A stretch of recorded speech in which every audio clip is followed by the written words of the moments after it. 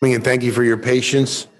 We're just waiting a few minutes for enough council persons can arrive to have a quorum. So we are now calling to order the Hialeah Council meeting of Tuesday, August 9th. It is now 7:09 p.m. Thank you. I would like to ask our city clerk to lead us in an invocation. Lord, we ask for your continued blessing upon our city. We ask that you grant the members of this council wisdom and understanding in every decision they face. Amen. Thank you. Our Pledge of Allegiance was to be led by Councilwoman Casals Munoz, but she had to leave on a family emergency. She's not present tonight. So I will lead us in the Pledge of Allegiance. Please turn towards the flag and repeat after me. I pledge allegiance to the flag of the United States of America and to the republic for which it stands, one nation, under God, indivisible, with liberty and justice for all. Thank you. Please be seated. Okay, Madam Clerk, can you please call the roll of us present? Mr. Calvo is absent. Ms. Casal Munoz is absent. Ms. Garcia Robes. Present. Ms. Perez. Present. Mr. Rodriguez is absent. Mr. Tumidor. Present. Mr. Zogby. Present. Thank you. Mr. President, you have enough members to conduct business. Thank you. Can we read out loud the meeting guidelines, please? The following guidelines have been established by the City Council. All lobbyists must register with the city clerk. As a courtesy to others, please refrain from using cellular telephones or other similar electronic devices in the council chamber. A maximum of 3 speakers in favor and 3 speakers in opposition will be allowed to address the council on any one item. Each speaker's comments will be limited to 3 minutes. No signs or placards in support of or in opposition to an item or speaker shall be permitted within the council chamber. Any person, whether participating via the web platform, telephonic conferencing, or physical presence at City Hall, interested in making comments or posing questions on matters of public concern or on any item on the agenda may do so during the meeting. Members of the public may address the City Council on any item pertaining to city business during the comments and questions portion of the meeting. A member of the public is limited to 1 appearance before the City Council, and the speaker's comments will be limited to 3 minutes. The public can view public meetings on the city's YouTube page. Members of the public may hear the meeting live through telephonic conferencing using any telephone or cellular phone service. A smart device or computer are not necessary to participate in the meeting if you join by phone. All persons participating via the web platform will be muted during the meeting until called upon to be heard. Participation through Zoom requires a computer or smart mobile device with a microphone and web camera. The participant may elect to participate in the meeting using audio only or appear through both audio and video. The video function of all participants appearing through video will be turned off until called upon to be heard. Thank you, Madam Clerk. Item 6, presentations. Do we have anything that I don't see on the agenda, Madam Clerk? No, sir. Okay. Mr. Mayor, that you're aware of? Very good. We'll go on to item 7, comments and questions. This is open for audience or online. Sir, welcome. We know you, but as a formality, sir, name and address for the record. Juan Santana, 1745 West 37th Street. Thank you. Council, how are you guys? I hope everybody's doing great. Mayor, I just recently went to Homeless Trust agenda to see what exactly is going on because unfortunately a friend of mine right down the street from my house, his house burned down to the ground, doesn't have anything. So I've been trying to find him help. As you guys know, I have a nonprofit organization called Positive Hits Community Service Group. I've been doing food distribution here in Hialeah for over 10 years. Don't really know about that much about really housing issues with homelessness. And I started getting into it a little more. And I just wanted to bring this to the council's attention. A lot of our bridges, and it's getting really bad down there. There's probably a good, in a little while longer, it's probably about 40 people under a bridge sleeping behind warehouses. I can show you guys pictures of all this stuff. My greatest concern is always for public safety and also the public at large due to the fact that, you know, they're having feces and stuff like that right there next to their tents, and it's not good. We don't want to go through another pandemic, in Hialeah, especially, how much everybody's been hurting here. But you know, recently just found out about the hands program through the website. I think we need to put more stuff on the website regarding where people can find more resources. This program is absolute mess. I've been at council meetings now probably almost 15 years. The last recent one I heard about the hands program from Citrus, they got, I think it was like $3.4 million. I need to pull up the audio of it. But come to find out through city records, they only got 226,000. I have a piece of paper here that I just got today. I found him, my friend Brett. I brought him today. That way you guys know. And found them housing today, and through their guidelines and this and that, and then they basically say no. You can't rent in a efficiency, of course, because it's not legal. And I found him a house that a friend of mine is renovating. It's a 2-1, but we need to start looking at really.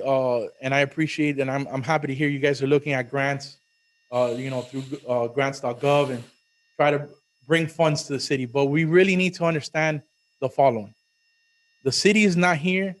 You guys are here to govern the city, right? That's why you have nonprofit organizations and churches to help these people, right? But what we need to do is kind of what Mayor Bobo did back then about the Children's Trust. He called all nonprofits together to find out about Children's Trust, to bring programs to Hialeah.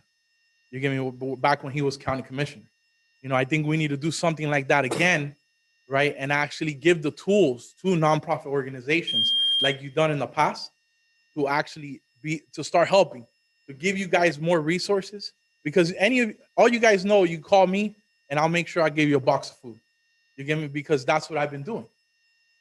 I make sure my community doesn't go hungry. And I know I exceeded my time, but hopefully you guys will open up some time in the next meeting that I'll come to, and I can show some stuff that I've been looking at, showing stuff that's been happening, and officer safety as well. Recently, I feel bad for our officers. Let me tell you, they're going through it, and let me tell you, Chief, your guys are doing great. You get me? And I talk with them. They're not social workers. You know what I mean, guys? They're here to uphold the law. Thank You know, Thank you, they're not Mr. social Santana. workers. But I don't want to take up too much of your time. Thank But you. thank you very much. Thank That way, you. the last meeting I was at, they have $40 million. I think we need to really lobby this all together to say, hey, listen, we need more money, and we need to start giving it to nonprofit organizations to find people housing. If any of you guys need me, you guys have my number. Thank you. Thank you, sir. Thank you. Mayor? Let me just react to that. I was doing a story today with the Wall Street Journal about the issue of homelessness.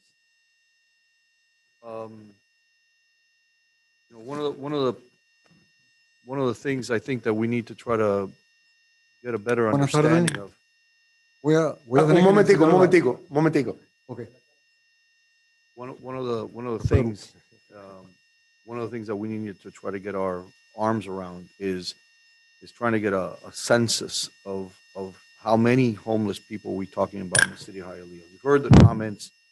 We in my office we've reached out to Social Security. We've reached out to Children and Family. We've reached out to other agencies. Try to get a sense of what that number may be. I'm not refuting the numbers that you're saying. I'm just saying we need to quantify it more, because that probably would be helpful in us making applications and working on grants. These things are a very slippery slope when you start getting into them. But we will be at our next faith-based board meeting, advisory board meeting. We're going to try to tackle this issue from other angles through the churches also. But again, a better understanding of what the churches are seeing. Many people, before they'll go to government, we'll go to those non-for-profits, we'll go to those churches.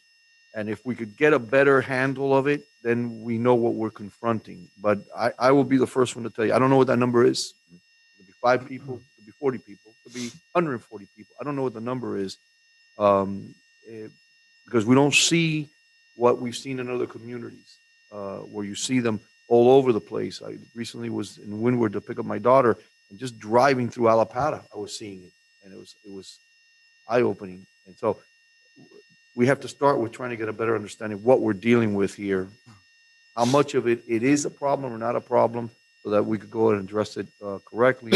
And, you know, kudos to you for helping feed people. You know, I think that's part of the public servant DNA, is to help others, you know, and, you know, thank God we have folks in our community who are willing to do that. Thank you, sir. Señor, ¿hablas inglés? Te tenemos que proveer un traductor. Una vez que, entonces, is Bridget going to be the translator? Okay. La muchachita Bridget va a ser la traductora. Entonces, lo que necesito de ti es cuando comience que me des tu nombre y tu dirección, y entonces, de acuerdo a este reloj, se te va a dar hasta 3 minutos para plantear lo que tú quieras decir. 3 minutos.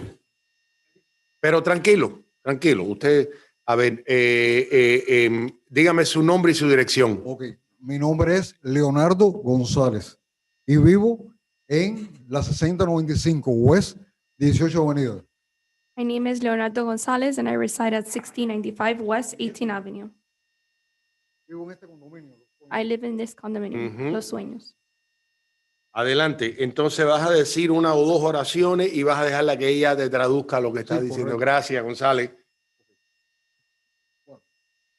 A todos los presentes, el señor Esteban Bobo, alcalde de Hialeah, Everyone present, Mayor Esteban Bo of the city of Hialeah, y a la comisión que lo acompaña, les damos las más expresivas gracias and the commission that is by us, we gladly thank you por la atención prestada for all of your invitarnos attention a este consejo de la ciudad. to invite us to the city commission meeting. Okay. Nuestro condominio, Los Sueños, está ubicado en la calle 60 Our condominium is located on 60th Street, del West y la 18 Avenida.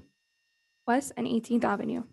Para mayor ubicación, exactamente detrás de la escuela elemental Mylan, School. Behind Milam Elementary School. unos edificios grises allí existentes Gray buildings son el condominio Los Sueños, donde viven 396 familias 395 y families los aquí live here, presentes en esta reunión que están aquí. and we have some residents present here in this meeting. Este lugar donde residimos hace ya más de 15 años nos representa una junta directiva. More than 15 years, the building is under representation. ¿Abajo qué representación dijo, señor? Una, It's a board, una a junta board. directiva o board of directors, que está encabezada por su presidenta, la señora Arelis López. That has a president that goes by the name Arely Lopez. La señora Claudia González como tesorera Claudia Gonzalez is the treasurer, y el señor Ángel Sánchez como vocal. A este último ni siquiera lo conocemos. Lo presentaron como candidato We en las do, elecciones del 2019. we do not know Ángel Cobal, dijo señor, Cobal. Ángel Cobal, Ángel Sánchez. Ángel Sánchez. Ajá, We do not know him. We were presented to him by the board. como vocal. A este último ni siquiera lo conocemos. We don't even know him. Lo presentaron como candidato en las elecciones del 2019 He was presented as a candidate in the elections of 2018. No, in 2019, I apologize. y aún no lo conocemos hasta la fecha. And we still don't know him today. Pues, no da la cara He doesn't ni give his hace face. su presentación en el condominio. Esa es And una de yet las he- pequeñas cositas que estamos And diciendo. yet he gives his presentation to the condominium. He represents the condominium. Realmente no lo conocemos. That is one of the smallest things. Yet we do not know him. Queremos destacar que esta señora Arelis López, We want to present that Arelis Lopez, la presidenta de esta junta directiva, the president of the board of the board, lleva más de 4 periodos de 2 años cada uno, she has been serving for more than 2 periods. lo que constituye una violación. That constitutes a violation Constituye una violación de la ley HB 1237 de condominio, presentada por el senador René García en Tallahassee. which violates law HB 1213 of the condominiums Y aprobada desde julio 1 del año 2017, o sea, hace 5 años. Ya. This was approved July 1st of 2017. Estamos aquí después de esta breve introducción para denunciar violaciones We are here to report the violations, e irregularidades de esta ley HB-1237. the irregulations of this law of HB 1213, Que se llevan a efecto por esta junta directiva con el visto bueno de la compañía de management que se llama Sunshine, lo cual rige los destinos financieros y administrativos de este condominio por Sunshine. más de 16 años. Sunshine has been leading the financials of this company for over 16 years. En nuestra querida comunidad hemos pasado In our con community, esta administración we have been with this administration 5 aumentos de la cuota mensual. 5 increases. Señor González, perdona, I'm sorry, Bridget. Perdona que te interrumpa. Entiendo lo que usted está planteando. Tienes un problema con la junta directiva, with the board, the association, la asociación. Piensas que tiene ciertas violaciones de la ley que pasaron en la legislación de la Florida en el 17. Entiendo. Y yo me recuerdo cuando René García, que era el legislador, propuso, fue uno de los proponentes de esta ley para proteger los dueños de condominio. Te vamos a referir, fíjate, nosotros tenemos muy poca potestad, ninguna casi, lo que es nosotros como junta municipal, muy poca autoridad sobre lo que son estas leyes y estas reglas de condominio. Ellos tienen una oficina estatal que atiende estas quejas. Y te voy a decir por mi experiencia, tienen más quejas que empleados, así que es frustrante. Si lo has hecho, me vas a entender, frustrante. Claro. Yo quiero que usted se refiera al señor este que está ahí, a Carlos, fíjate, wave at him, González, fíjate, Carlos San José de la oficina del alcalde. Él va a tomar tu información y alguien de la oficina, René García, para que te contacte y guiarte a ver qué oficina del Estado te pueda ayudar en esto. En cuanto a cualquier otro problema que tengas, si tienes sospecha de que están mal administrando el dinero, de que falta algún dinero, ya eso es otra cosa separada. No, déjame explicarte, Zombie. Ujú. El problema es que estamos haciendo esto aquí. Let me Porque explain. vivimos en Hialeah, en la ciudad de Hialeah. Sabemos que eso es una entidad privada, que ustedes no tienen mucha potestad sobre el condominio, ¿no? Pero no queremos que la bomba explote y que el señor Bo y todos ustedes no se enteren por el noticiero ni por el... No, queremos que I understand that tengan conocimiento de esto. Entiendo. Y conocemos del problema de los sueños y un sinnúmero de condominios en Hialeah que han sufrido de o mala administración o quizás otras cosas más siniestras que mala administración, y los pobres residentes están sufriendo las consecuencias y, como tú dices, le siguen aumentando el mantenimiento mensual y no se sabe por qué. Pero te voy a poner, pero de entrada, si usted piensa que hay una violación que quizás se han pasado de los términos que le permita la ley estatal, te voy a poner en contacto, como te digo, antes que te vaya, para que veas al muchacho, a Carlos San José. Ok. Sí, ¿hay algo más? Sí, cómo no. Dígame. 3 minuticos más. Ok, 1 y medio. Vamos a No, partirlo a la mitad. no, tengo gente ahí que me pueden dar los minutos. Tú representas a mucha gente aquí. No. Permiso. Dígame.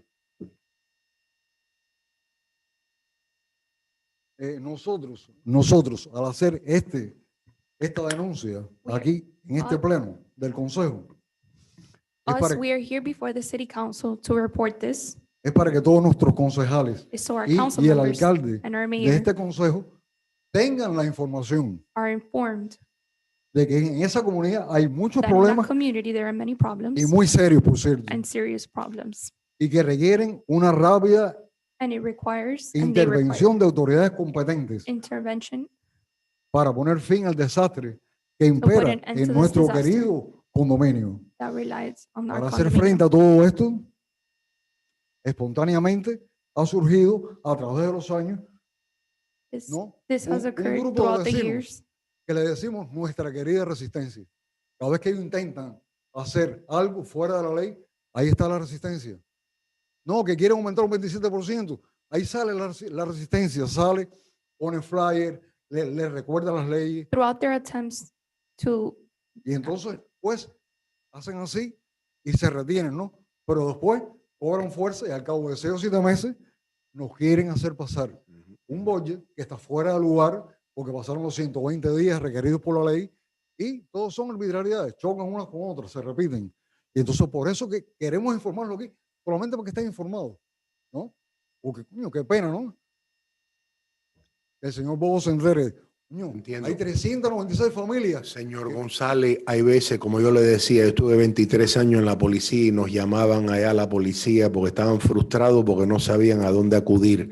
Ajá. El board está elegido por los residentes, tienen que escoger mejor junta directiva. Tristemente. No dejan, yo sé, pero sí. Bueno, entonces una de las quejas, si piensas que hubo algún fraude en las elecciones, algún bullying de algún tipo, también cuando Carlos San José te ponga en contacto con la oficina René, hay como te digo, una oficina estatal que investiga alegaciones de las violaciones de esta ley y tú le planteas lo que tú tienes. Lo que tú tienes, que tú dices, bueno, hemos querido cambiarlo, pero está pasando esto y pensamos que esto no está claro. Ok. Entonces, bueno, ¿puedo continuar? Dígame, señor. Me queda nada, una bobería aquí. Sí, señor. Para hacer frente a todo esto, espontáneamente ha surgido a través de los años nuestra querida resistencia, entre comillas, ¿no? O sea, vecinos destacados que se oponen a medidas absurdas y arbitrarias, ¿no? Que solo perjudican la buena marcha y actitud social de todos nuestros vecinos. Qué triste. I know. Esta querida resistencia es la que se ocupa de las protestas, hacer flyer informativos, aprenderse y divulgar las leyes de los condominios y enfrentarse de manera directa a esta junta directiva y a esta compañía de management. Lo que tenemos es un monstruo delante. I know. Aquí hay un señor, Jesús Tundidor, que nos atendió durante años, Sí. y el senador René García. Y ahí está, él cuando me vio se vio asombrado. Coño, pero, Yo conozco la situación de los sueños, 400 unidades, como tú dijiste, como hay buenos residentes ahí sufriendo de las malas consecuencias, quizá una mala administración. Yo te entiendo. 396 unidades. Yes, sir. Yo te entiendo, Entonces, González. esta querida residencia es la que se ocupa de las protestas, hacer flyers informativos, aprenderse y divulgar las leyes del condominio y enfrentarse de manera directa a esta junta directiva y a esta compañía de management. Al principio éramos 2 o 3, después más de 50. Y hoy hay más de 100 luchando por un mismo objetivo, la paz, transparencia y honestidad a la hora de manejar nuestras finanzas y nuestros fondos. Nuestros vecinos creen en nosotros y a ellos nos debemos, planteando que seremos siempre parte de la solución y nunca del problema. De verdad, esa resistencia es increíble. Cuando sale una ley nueva, esta es la ley nueva que hay, vamos a informarla. Somos parte de la solución, no parte del problema. Ustedes son una pequeña comunidad. Gracias, González. No. Gracias. No Gracias deje de a ver. ustedes. Ahora te va a ver. A ver. Ok, Carlos San José. Gracias, González. No, gracias Y a ustedes. gracias los residentes por venir. Sé que están... Perdón, alcalde. Yes. Una pregunta. González ha hablado que tiene un grupo de personas que están bien activos, ¿verdad? Oh, sí. Entonces, ese grupo que está bien activo es la mayoría de los residentes que viven ahí. No, no es la mayoría. Serán en estos momentos 50, 60 personas, ¿Y qué- 80, 100. ¿Y qué ha pasado con los restos que El resto, mira,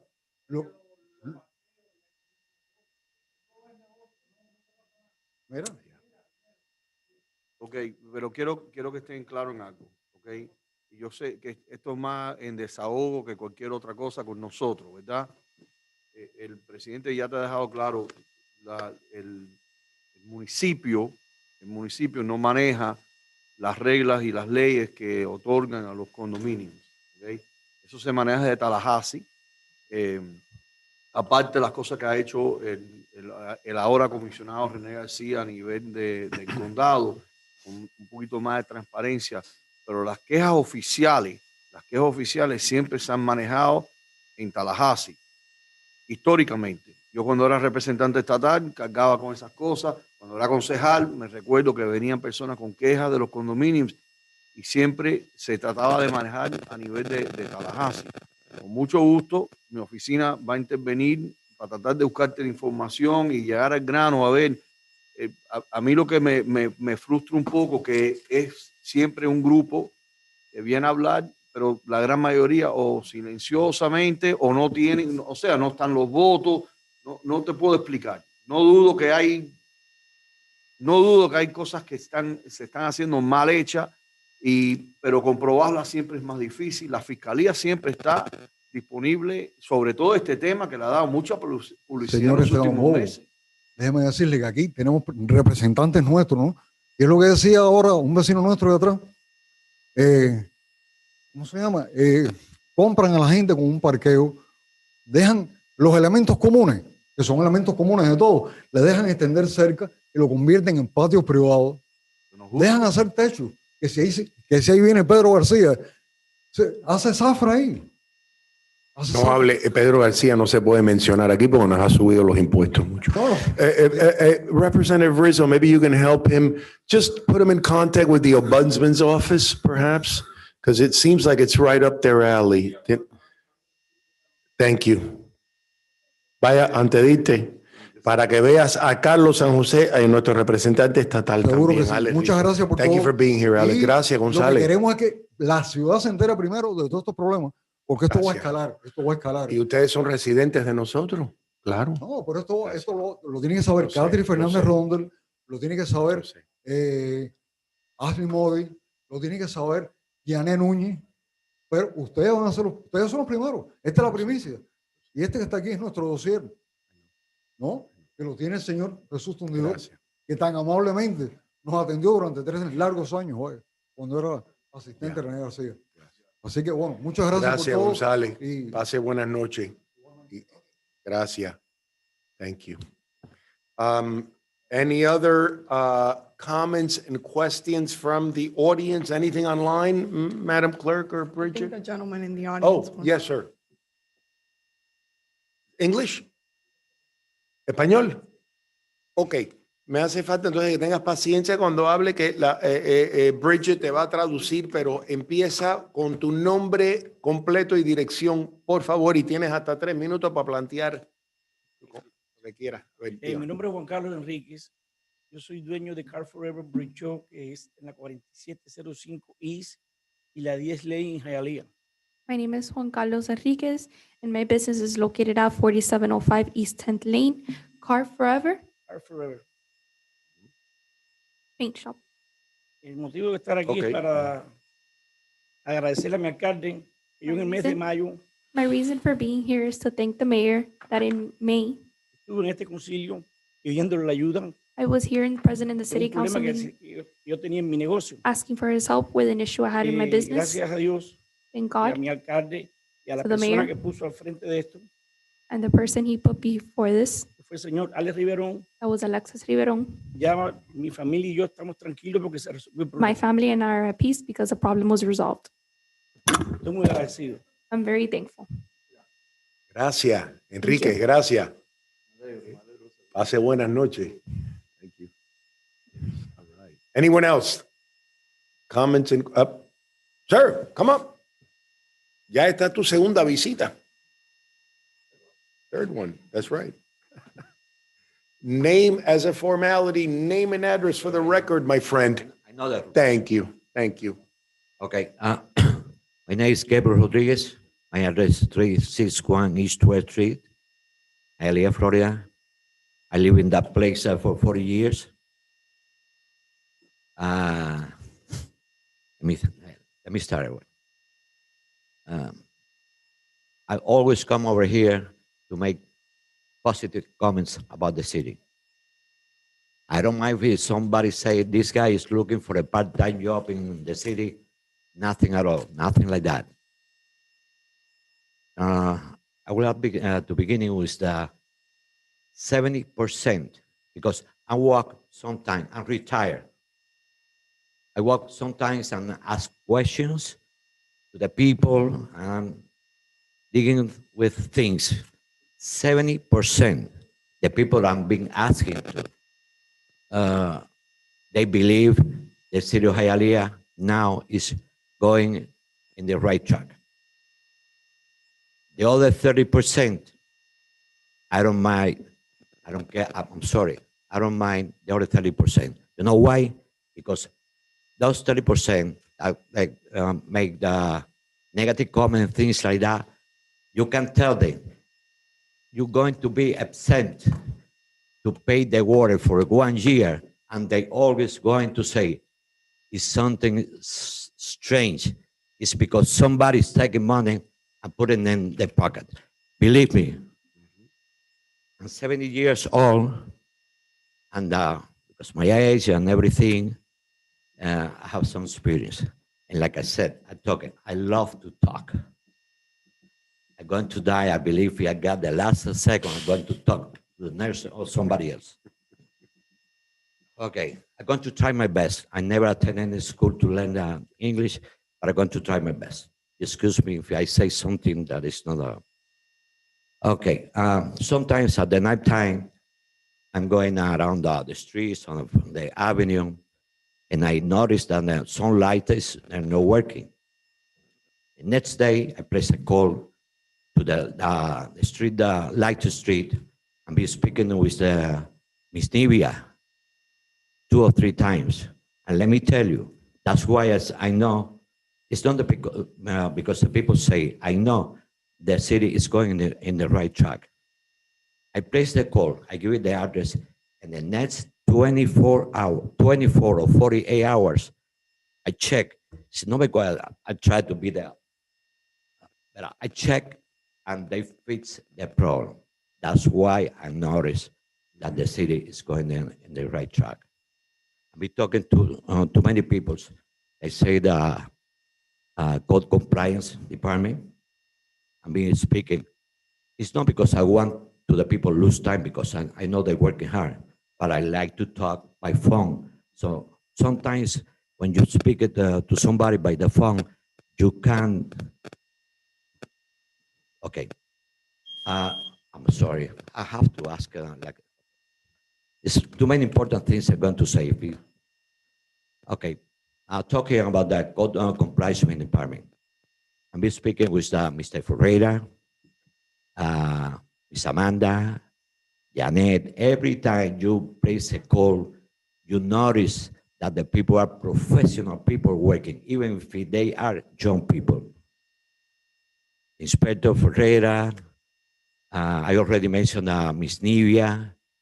I understand that Miss Beatriz used to work for the street Adesso. She's now joined another department. I don't want to say because I don't know if it's appropriate to mention. No, she's fine. She's good. I She know went over she's to the fine. police side. She's very nice young Yeah. girl. Yeah, Betty. Okay. Okay. Give me. It's too many things. Also, I'll be speaking with Brigitte, Janet. Let me see the other, because I will write the. I already said. Okay, I'm sorry. We already talked about the department, the code compliance, the street of the lights on the street, and all these people, Bridget, Janet, everybody else. But I would like to ask you something. I know all of you are working hard. You don't have to, sometimes you don't have time at the night time because you are tired, you have to go home. But I'm going to put a sample. If you got 4th Avenue East from Hialeah Drive to 49th Street, right now, you can see 80, 60% the small business are painting. At the nighttime, it's full of lights. And my understanding that the people do care to put some detail to the city. So see, some people coming from the southwest on Kendall or whatever, they say, it's Hialeah, it's not that some people say, rafter things. Well, everybody have people we have to deal with that situation.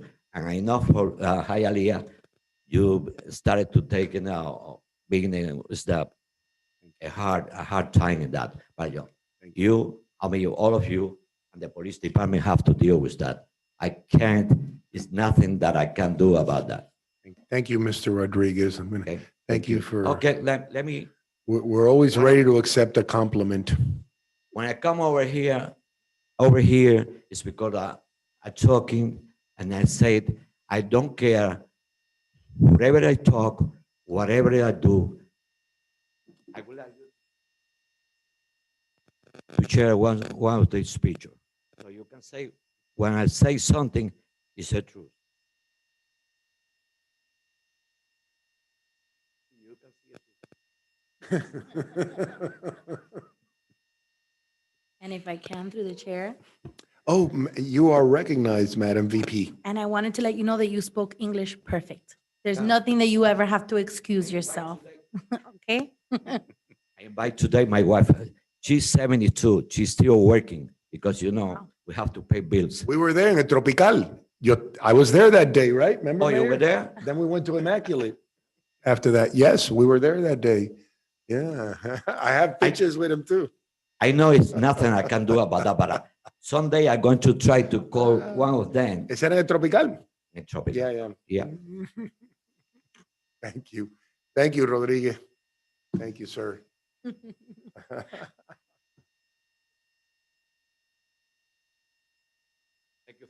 Thank you, sir.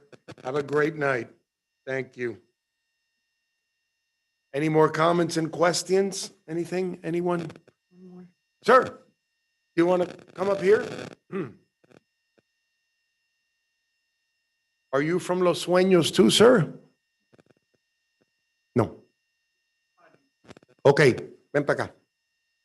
Te vamos a poner una traductora, pero necesito que comiences con tu nombre y tu dirección. Nombre completo y dirección, y tienes hasta 3 minutos. Adelante. Mi nombre es Ernesto Borges. Borges. Sí. Vivo en el 715 West de la 22 calle, My name is Ernesto Borges. entre las 7 y las 6. I reside at 715 West, Frente a la piscina de Hialeah, 22nd Court. de Seminola. Vengo representando a Seminola. los vecinos de Seminola. Ujú. I come representing the neighbors of El Seminola problema de parquecito to the park y la piscina. and the Llevo pool. 3 años ya cerrado. It's been closed for 3 Primero years. dijeron de que es que iban a reparar. First they Después said de that they que were going to vino repair. El COVID. el COVID. Then it was COVID. Que no sé, el otro parque es más grande y lo abrieron. The con other todo. park is bigger and it was El de opened. nosotros es pequeñito. Ok. Ahí It's nuestros small. viejitos hacen And there su was elderly ejercicio Ok. y esas that do their cosas. exercises. Ahora dicen que van a hacer un parque mayor. Now they said they're going to construct a larger park. Esa piscina lo que necesita simplemente, y es That lo que pool is all queremos it los needs, residentes de Seminola, And it's what the residents of Seminola es la want. reparación total de la piscina It's the repair of y de the la pool parte de la completely plomería que lo and the han plumbing dejado echar a perder. Yo vivo ahí hace 12 años, that it voy has para gone to 13, waste. I've been living y there for jamás 12 se le ha years, dado going una on gota de 13, pintura a esa piscina. and it has never been painted. Como el viejito de la esquina que Enrique, Like the que elderly lleva from the 30 corner años viviendo ahí. that stated Por he'd been primera living vez 30 cuando years. Steven vino para Hialeah ahora de alcalde fue que podaron las matas. Now after Y podaron la Mayor parte de Bobo came abajo. to Hialeah, Ahora it's- tenemos 4. Ernesto, dale una oportunidad para que ella pueda, porque entonces no te puedo escuchar cuando habla. Bueno. Dale, Ay, ella, ignoré. deja que ella te lo diga en inglés, porque estoy entre los dos. El problema es que yo me acojo, como dice el gobierno, que No, se no, habla está bien. creol, se habla Sí. español y se habla inglés. Sí, ¿entiendes? ella te lo está diciendo en Sí. inglés para las personas que no entienden, pero Es mucho, ¿verdad? no, por la mata que cortaron de tu vecino hace 30 años, ve, desde ahí. Ok. Por primera vez las cortaron, pero la podaron. Quiere decir que dejaron la parte de arriba. for the first Nosotros time they nos cut it quejamos and they molded it. del peligro que es para nuestras casas esas matas, que es de la ciudad porque están We were al lado complaining because de... those trees de could la be cerca dangerous de- to our house.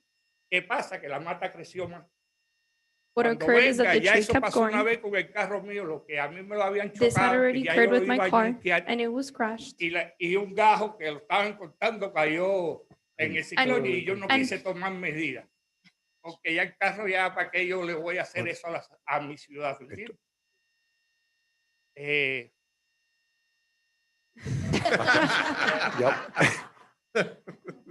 Part of the tree, a branch Well, fell. Is on there his car. anything? Yo sé que todos entienden. Espérate, Borja. Is there any update we can give him, Mayor, that you're aware of Kotzen Park? I wish I had, okay, Willie here. Go ahead, Mayor. Fíjate, Is? tenemos aquí el director de parque, Sorry, que Willie. quiero que después te puedas reunir con él, el director de parque, para que puedas conversar un poco con él. Pero sí quisiera... Ok, pero tengo otro puntito, que lo voy a decir rapidito, entonces, en español, para que lo vean. Pero él te va a actualizar de los parques. Mira para allá atrás un momentico, Sí. Borges.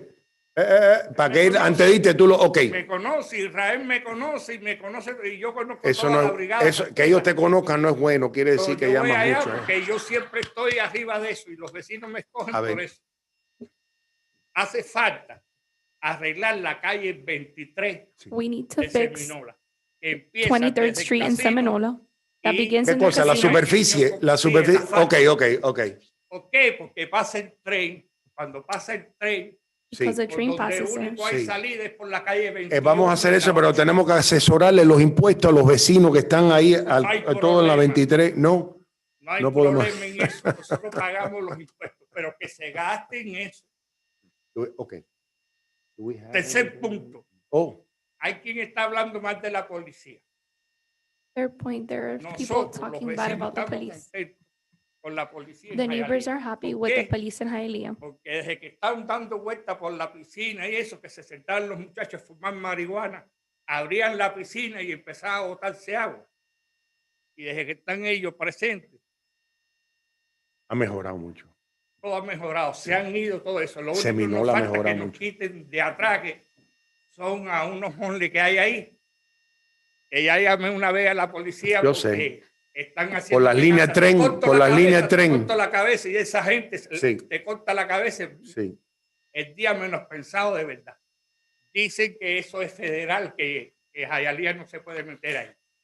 Es Pero hay que sí, hacer hay algo territorio del tren y hay territorio de nosotros. Sí, es verdad. Entonces hay que hacer, I know. hay que hacer algo. I know. Y embellecer un poco la ciudad. Uno va aquí a Miami Spring y todo lo ve tan lindo. Y me han llenado de pajarraco de flamenco. que Yo no- sabía que ibas a decir los pajarracos de Flamingo. Sí, porque no los veo como flamenco, porque realmente no te hacen sentir nada. El de aquí de la 4, de la entrada, parece que está diciendo, me voy de Hialeah, que está en candela. Hace falta la maqueta esa de Hialeah. Oye, ahí se tiran las fotos nuestras niñas Es verdad. de 15 años. Es verdad. Que se ponga más bonita de esas cosas, que lo terminen porque no la han terminado. La torre una está grande y la otra es chiquitita. Entonces, esos son los puntos. ¿Ya? Gracias, presidente. Gracias, Borges. Gracias. Anything, Mayor? Si No? quiere, Okay. si quiere, papel, porque papelitos a la lengua. Firma. Yo te recojo todas las firmas en Seminola. Gracias. Ve, Y tenemos fotos de hace 10 años que las he tomado yo. Te las puedo traer todo, presidente. gracias, Borges. No te voy a ver a Sánchez antes de irte, míralo ahí. No por adoración, apreciación sincera, eres de los míos. Gracias, hermano. Gracias, Borges. Buenas noches. I'm almost scared to ask. Anyone else? Anyone else? Comments and questions? All right. 8, announcements of amendments, corrections to the agenda. Madam Clerk. Consent items W, X, Y, and Z have been added to the agenda. Consent item S has been amended to reflect the correct expenditure amount, and the proposed ordinance for administrative item 10D has been amended. Backup documentation has been added to administrative item 10E, and consent item G has been withdrawn. Thank you. That moves us right on to the consent agenda. Before we take a vote on the consent agenda collectively, does anyone in the dais want to pull an item? And I have to, by law, open it up to anyone on the outside wanting to pull an item. Have we had any notification online? No, sir. That being said, once again, no pulling of any items in the consent agenda. Do I have a motion? Through the chair, I think Sir. there's someone in the audience. Oh, okay. Raise your hand there. Is it online or did somebody physically? No, right. With the yellow shirt. Yes, ma'am. Maybe that was comments and questions, but go ahead.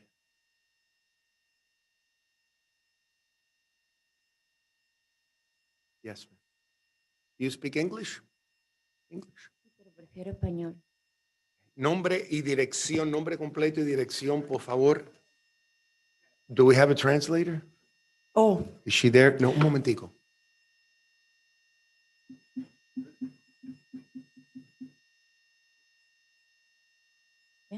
she went to the restroom. Tu comentario tiene que ver con, perdona. Mi comentario tiene que ver con la renta. Ok, un momentico. That was comments and questions. Okay. I know, I'll Go ahead. Adelante. Nombre y dirección, si fuera tan amable. Gracias. Mi nombre es María Elena Rodríguez. Ujú. Vivo en el 1650 West y la 56 Street de los housing apartamentos que están ahí. Ujú. My name is Maria Elena Rodriguez, and I reside at 1650 West 55th Street, the housing buildings. Vengo ante ustedes porque yo he tenido un problema este año. I'm Con la here because I pandemia. had a problem this year because of the pandemic. He estado en part-time, después me pusieron en full-time, I was part-time and now I'm full-time, pero siempre estuve pagando mi renta al día. but I've always paid my rent on time. He recibido unos ingresos, recibí unos ingresos por Seller, por el banco, They received payment by Zelle. y cuando me fueron a hacer la renovación del contrato, me dijeron que no aplicaba para hacer una renovación de contrato. When I applied for a renovation of my contract, I was told it could not be renewed. Aún contándole y explicándole la situación de por qué esas entradas de dinero en mi cuenta Even though bancaria. I explained why I had Zelle transactions on my bank account.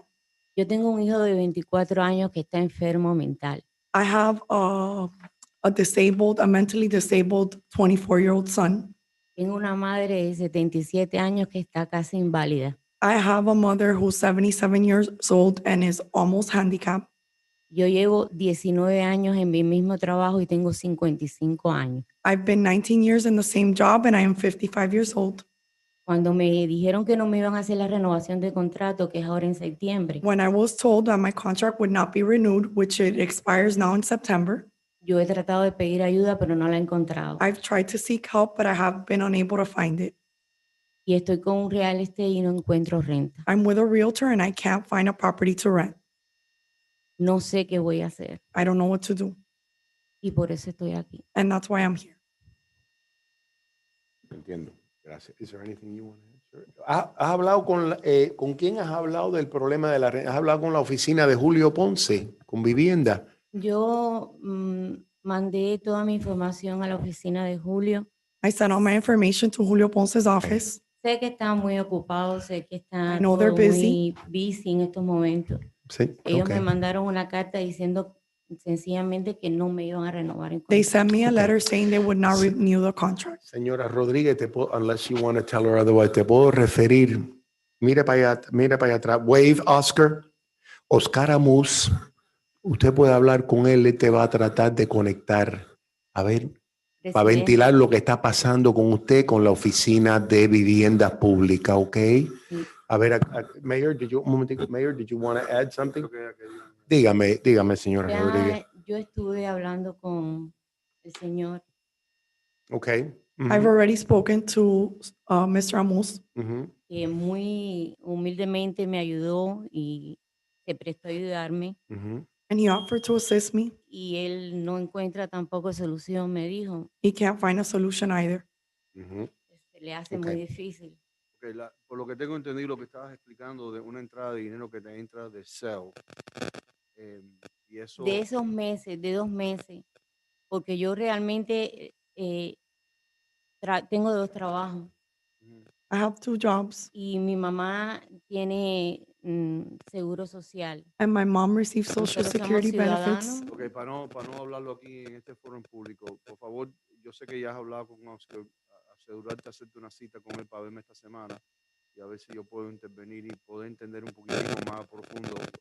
Por lo menos que me ayuden a un tiempo a buscar, porque es que I no would hay. like a time extension to look ¿Cuándo for a te llegó place. la notificación que no te iban a Me renovar llegó la notificación hace 3 semanas hace 3 semanas? Ok, y la renta cada vez que aplico es hasta enero, donde hay posibilidad para poderme rentar un 2x2. déjame ver si podemos ayudarte y intervenir, ¿ok? Muchas gracias. Ok, cómo no. Buenas noches. Okay. Going back to item 9, consent agenda, we had no items pulled. Motion. Motion from Second. Councilman Tundidor, second from Madam Vice President Monica Perez. Please call the roll. For the record, Councilman Calvo arrived at 7:55 PM. Mr. Calvo? Yes. Ms. Garcia Robes? Yes. Ms. Perez? Yes. Mr. Tumidor? Yes. Mr. Zogby? Yes, Motion carries. The consent agenda has passed. thank you. We move on to administrative items 10. Madam Clerk, can you read 10A into the record?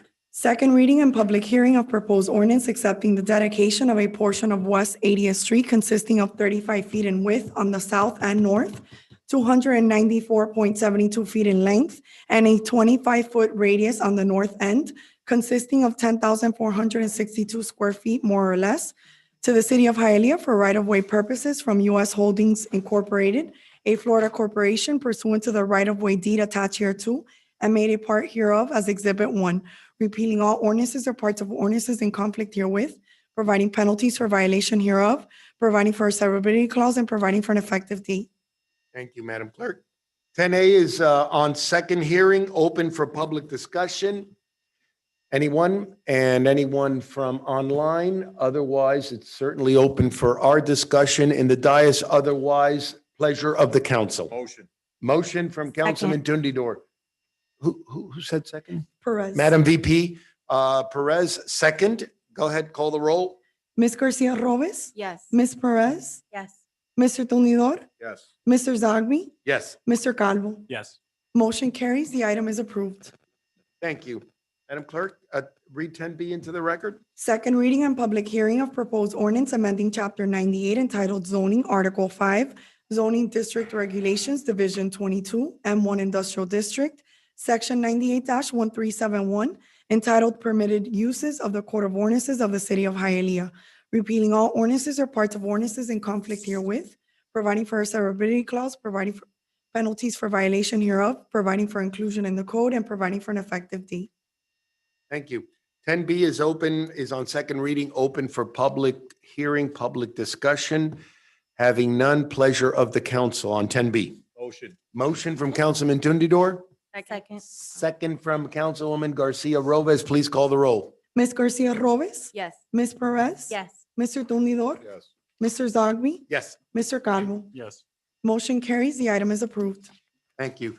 Madam Clerk, 10C, read into the record. Thank you. Second reading and public hearing of proposed ordinance amending Chapter 6 entitled Alcoholic Beverages, amending Article 3 entitled Regulations, Section 6-66, entitled Distance Separation Requirements, Restrictions, subsection A, to allow restaurants within the neighborhood business district to serve alcoholic beverages, repealing all ordinances or parts of ordinances in conflict herewith, providing penalties for violation hereof, providing for a severability clause, providing for inclusion in the code, and providing for an effective date.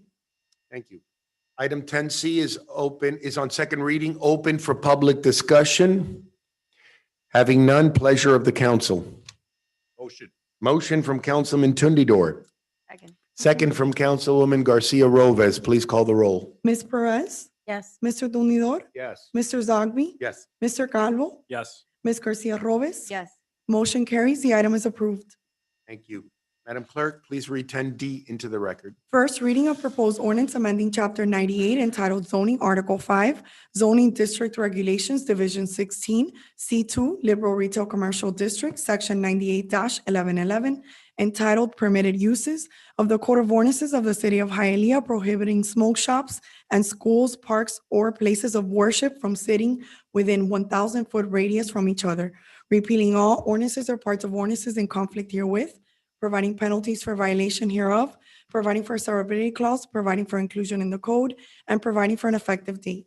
Thank you. Sir, I see you, I'm sorry. Sir, you are, I'm sorry, go ahead. Okay, Assistant so City he's with Attorney. us, good. If I may, through the chair. This Please, is, sir. this is a presentation we've been put together with our business license department, our attorney, and law department, our police department. It's, something that we've been working on for a few months. And Mr. Alex is going to present it today, some of the information that we gathered. However, there will be some amendments. So this goes together with 10D and 10E. So just keep that in mind. Thank you, Madam VP. Thank you. Sir, name and address for the record? Alex Magrisso, Assistant City Attorney, 501 Palm Avenue. I didn't know him, I didn't know. Thank you, Alex. Nice to meet I you. know, thank you, sir. Go on. Okay, so we are amending two sections of the code today. I think 10D deals with chapter 98 and 10E deals with chapter 18. So we can go to the next slide.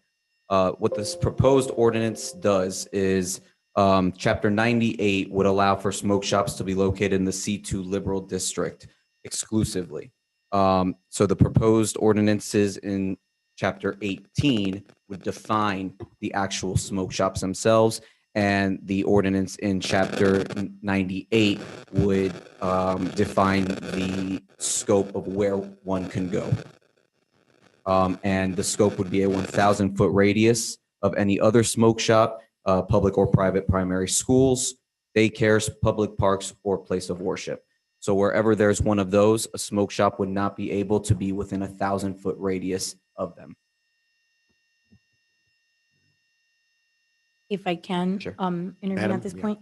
So, the radius that we were proposing, we don't want to zone out any of these businesses in the future. So we've been working with Deborah as well in her department to see if that 1,000 foot would actually cause us to be in some kind of negative footing legally with these businesses that are to come in the future. And additionally, a way to amend that and fix it is either to make it 500 feet or also to take off places of worship and then analyzing again those radius to see if we're still allowing these businesses to have locations to start new establishments.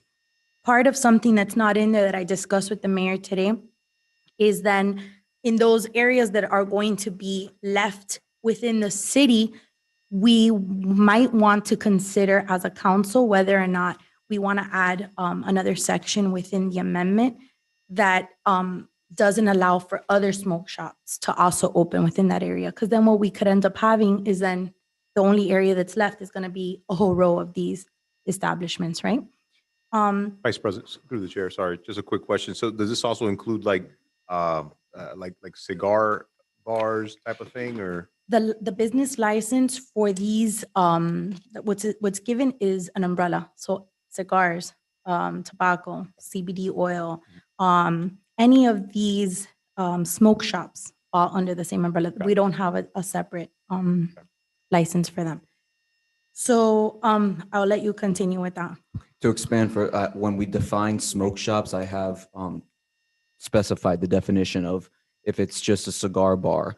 So a cigar bar, a hookah bar would not be considered a smoke shop. Got it. It would only be considered a smoke shop if it solely sold smoking devices. Got it. What I just passed out to you is what Ms. Perez was talking about. If you look at I know it's a tough map to look at, but if you look at the different circles on the map, you'll see where each smoke shop, public school, private school, daycare is located. And then the smaller circle is within 500 feet and the larger circle is within 1,000-foot radius. So that would be the difference in the radius difference. So the next slide discusses the authority to regulate. The Supreme Court has delegated the authority to regulate to each municipality under the Municipal Home Rules Power Act. It says that we as a municipality, can enact any law that is for the public health, safety, or morals or general welfare of the citizens of the city. Next slide, Bridget. Next. Wrong way. One more. So within the Municipal Home Rule Powers Act, we have the police powers. Police powers just go further and say that we have the authority to regulate if the regulation is not arbitrary. So what are the reasons to regulate this? These are all, statistics from the FDA and the CDC. The FDA reports more than 2 million children in middle and high school use e-cigarettes in 2017, and approximately 10.7 million teens are at risk for potential addiction. 9 out of 10 smokers, according to the CDC, begin smoking before the age of 18, and they are at greater risk of a nicotine addiction at that age. According to the CDC, most of the e-cigarettes contain nicotine, which is highly addictive and can harm brain development. And the city finds in the best interest of the children to be limited to the exposure of tobacco and vape-related products. Go ahead, Bridget. So these are just state statutes. What we're doing, pretty much, this ordinance would merely supplement a state statute and the authority that we already have within that statute. So State Statute 569 defines tobacco and nicotine products and the kind of permits that one would need to sell those kind of products. So 569.03, you can see that a permit can only be issued to somebody that is 21 years or older. We are preempted in this area of the law, so that means that we can't really stray far from the statute, but it would tell you what we're preempted from. One of the things we'd be preempted from is changing the age requirement. We would not be able to say that an 18-year-old is able to smoke tobacco or nicotine. The state says a 21-year-old, so we have to keep it with that. We are allowed to create zoning regulations and distance requirements. It's specifically said that the municipalities, through our home rule power, gives us that right. Keep going, Bridget. This is the same slide. It's just regarding nicotine. If you look at Chapter 569, it would define and separate nicotine products versus tobacco products, and that's just what this slide entails. Go ahead, Bridget. This is signage requirements. 569 requires the holder of a permit of nicotine or tobacco products comply with these sign regulations. You can see that in 569.14, if you're selling tobacco, you must state the sale of tobacco products to persons under the age of 21 is against Florida law. Substantially, a sign within the establishment would have to read to that effect. Additionally, at the bottom, near a counter, you would have to write, if you were not born before this date, you are not able to purchase tobacco or nicotine products. That is mandated by law.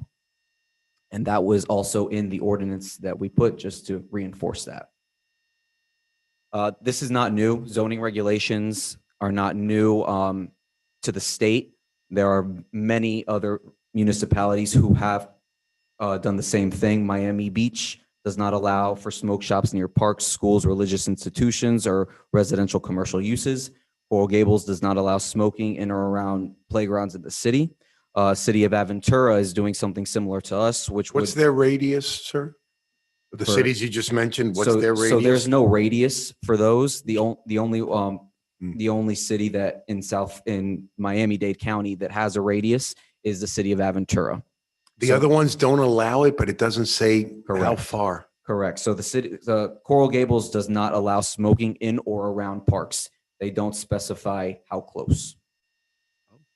The city of Miami Beach just does not allow it in certain zones. So if it's in a certain zone, it's not allowed at all. Aventura is the only city in Miami-Dade County that actually had a specific radius. What is that? 1,000 feet. Okay, go on. And then other cities in South Florida, such as Miramar, Lauderhill, North Lauderhill, Parkland, Hallandale Beach, Lighthouse Point, and Sunrise all have similar zoning requirements. And then the last slide is just a map. The one you guys have is much more detailed. And now we have a presentation from a sergeant from the Criminal Investigations Division. If I can, through the chair. Madam, yes. I just want one of these statistics to sink in to everyone that's up here today. 85% of e-cigarette users that are flavored e-cigarettes are between the ages of 12 and 17. 85%. I didn't realize how dangerous this was. For those of you that don't know, I'm a teacher. One of the biggest chronic cases that we have within not only the city, but within the county, if you go to any principal's office in any of our schools, ask them to open their top drawer of their desk. They're gonna have a bag of e-cigarettes and vapes that they take away from the students and confiscate it. So this is a problem. You know, curiosity is sparked when you see things, when you see the flavor, when you see these advertisement, the marketing. And when we have these establishments in front of schools, we're adding that curiosity to our kids. Some of these kids that are middle school or high school are walking to school alone. They have no supervision. So they could purchase some of these products. Some of these people, some of these kids look like adults. They don't look like they're 12, 13, 14 years old. So they may not be enforcing, or they may be paying someone that's at a certain age to go inside and purchase this for them. So the further away that we put this through a walking distance and a visual distance within our youth is the reason why I think we need to control this within the city. Also, if you drive down Palm Avenue, you'll see that we have 3 or 4 vape shops just right next to each other. It's become overkill. You know, I'm not against a lounge, a cigar bar, a hookah bar. I think all that is really nice. People like to go there, relax, watch a game, play dominoes. I think that's great. However, to have this in front of our kids when they're selling these flavored e-cigarettes, it's become a huge problem that's leading them to now, you know, health issues, development issues. I think that when you're in a school setting like I am and you're seeing this, it's a big red alert. If we're not around the kids, they're hiding it. I had a sit down with a group of students that are all in high school in Hialeah High, and we were in a safe space, and they opened up to us and told us how many of them are actually purchasing these e-cigarettes, how many of them are actually vaping and using these oils, how many of them are using these tobacco products because they're within reach of their school. And when you sit down and you hear this coming from these young adults, it's scary. As adults in the city, we have to find some solutions, help the businesses, allow them to have their spaces within our city. I think that's very important. But we also have to protect our students and our kids. It's our responsibility. So the police department knows best. I sat down with them at that table with a few of us. The mayor was there, and the things that they brought to us that they deal with, my hats off to them. And I don't want to give them more to enforce, but it's become something that we have on our streets, and somehow we have to combat it together. So I don't know who's here today to got it. Yeah, okay. Are we He's gonna hear our him on audio? undercover. Is it on audio? We're gonna hear him? Can you hear Oh, me? okay. Go on, madam. I think. Hello, can you hear me? Sergeant, are you there? I'm here. Can you hear me? Yes, Sergeant, we hear you. Thank you. Hi, good evening. How you doing? We're doing well. Thank you for being here today. Go on. Did we lose him, Alicia? No, can you hear me? Oh, go on, yes. Hang on. Okay, I'm gonna share my screen with the little presentation I have. Can you see that? Yes. Hi, I'm Sergeant Rios with the Special Investigation Section. And this is a bit of investigation that we were conducting regarding some of these smoke shops. We received several complaints, some from Crime Stoppers, some from citizens, regarding underage sale of tobacco products, vapes, and THC cartridges. So as part of our investigation, we started to let me go to the next slide.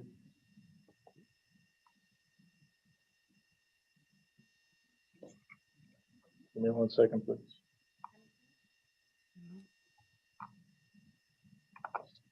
Okay.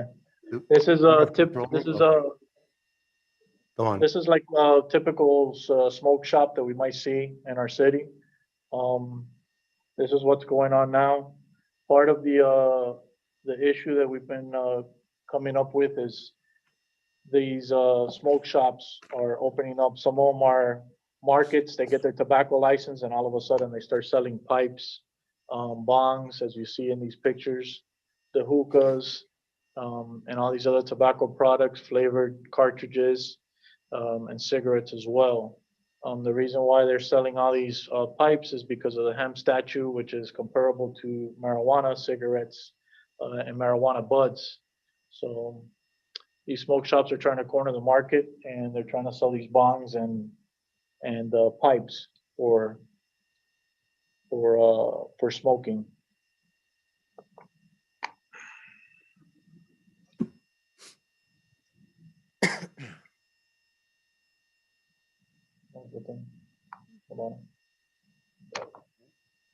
Okay, so we ended up going to 15 smoke shops.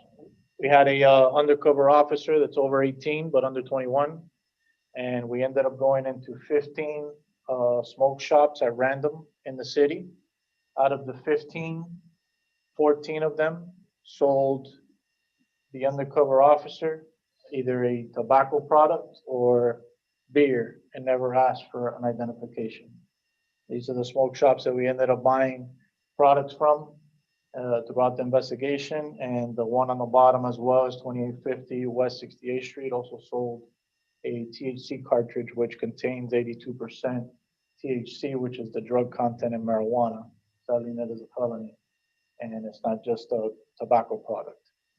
So out of the 15 that we went, only one asked for ID. The undercover officer, tried to get away with with not providing ID, and the stores didn't sell him any tobacco or alcohol products. But the other 14 never batted an eye, and they sold them. This is some of the stuff that we bought, like the councilwoman said. You can see the pictures of the berry flavors. These products contain nicotine, cigarettes. Also, if you look at where it says the Delta 8, that has a 0.3 THC content, and the other vapes that control the tobacco products.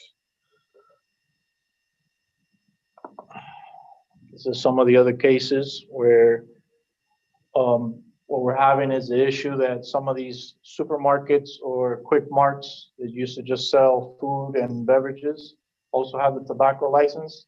So now they're setting it up as a smoke shop. So they have less and less of regular items and more of what I showed in the original slide at the beginning, with the pipes, the vapes, and the bongs and all the other accessories with related to the vapes and the cartridges. This is one of the videos of the officer going into one of the stores to purchase the vape cartridges. Can you hear it?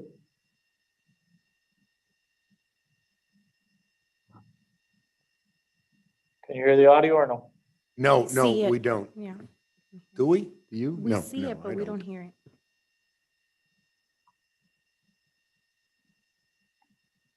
All right.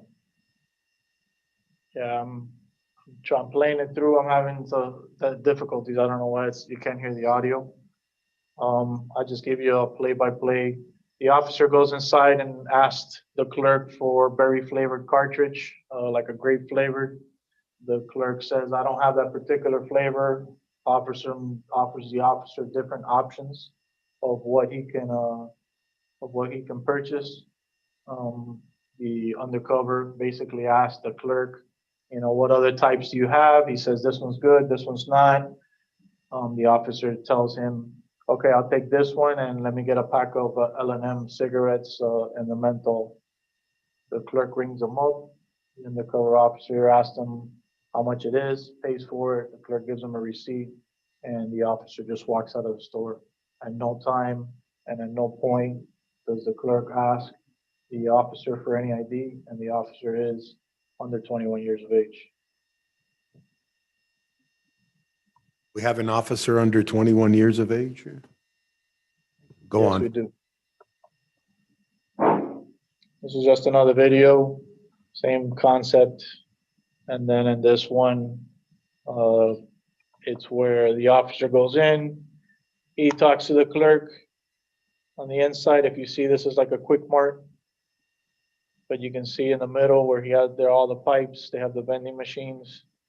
Not the vending machines, the vape cartridges, the hookah pipes in the middle. And then all the display cases.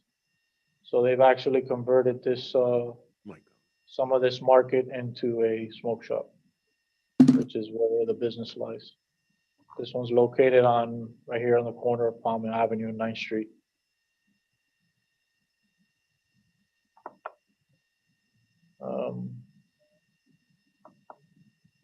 And then in this last slide here is just a video of the undercover officer.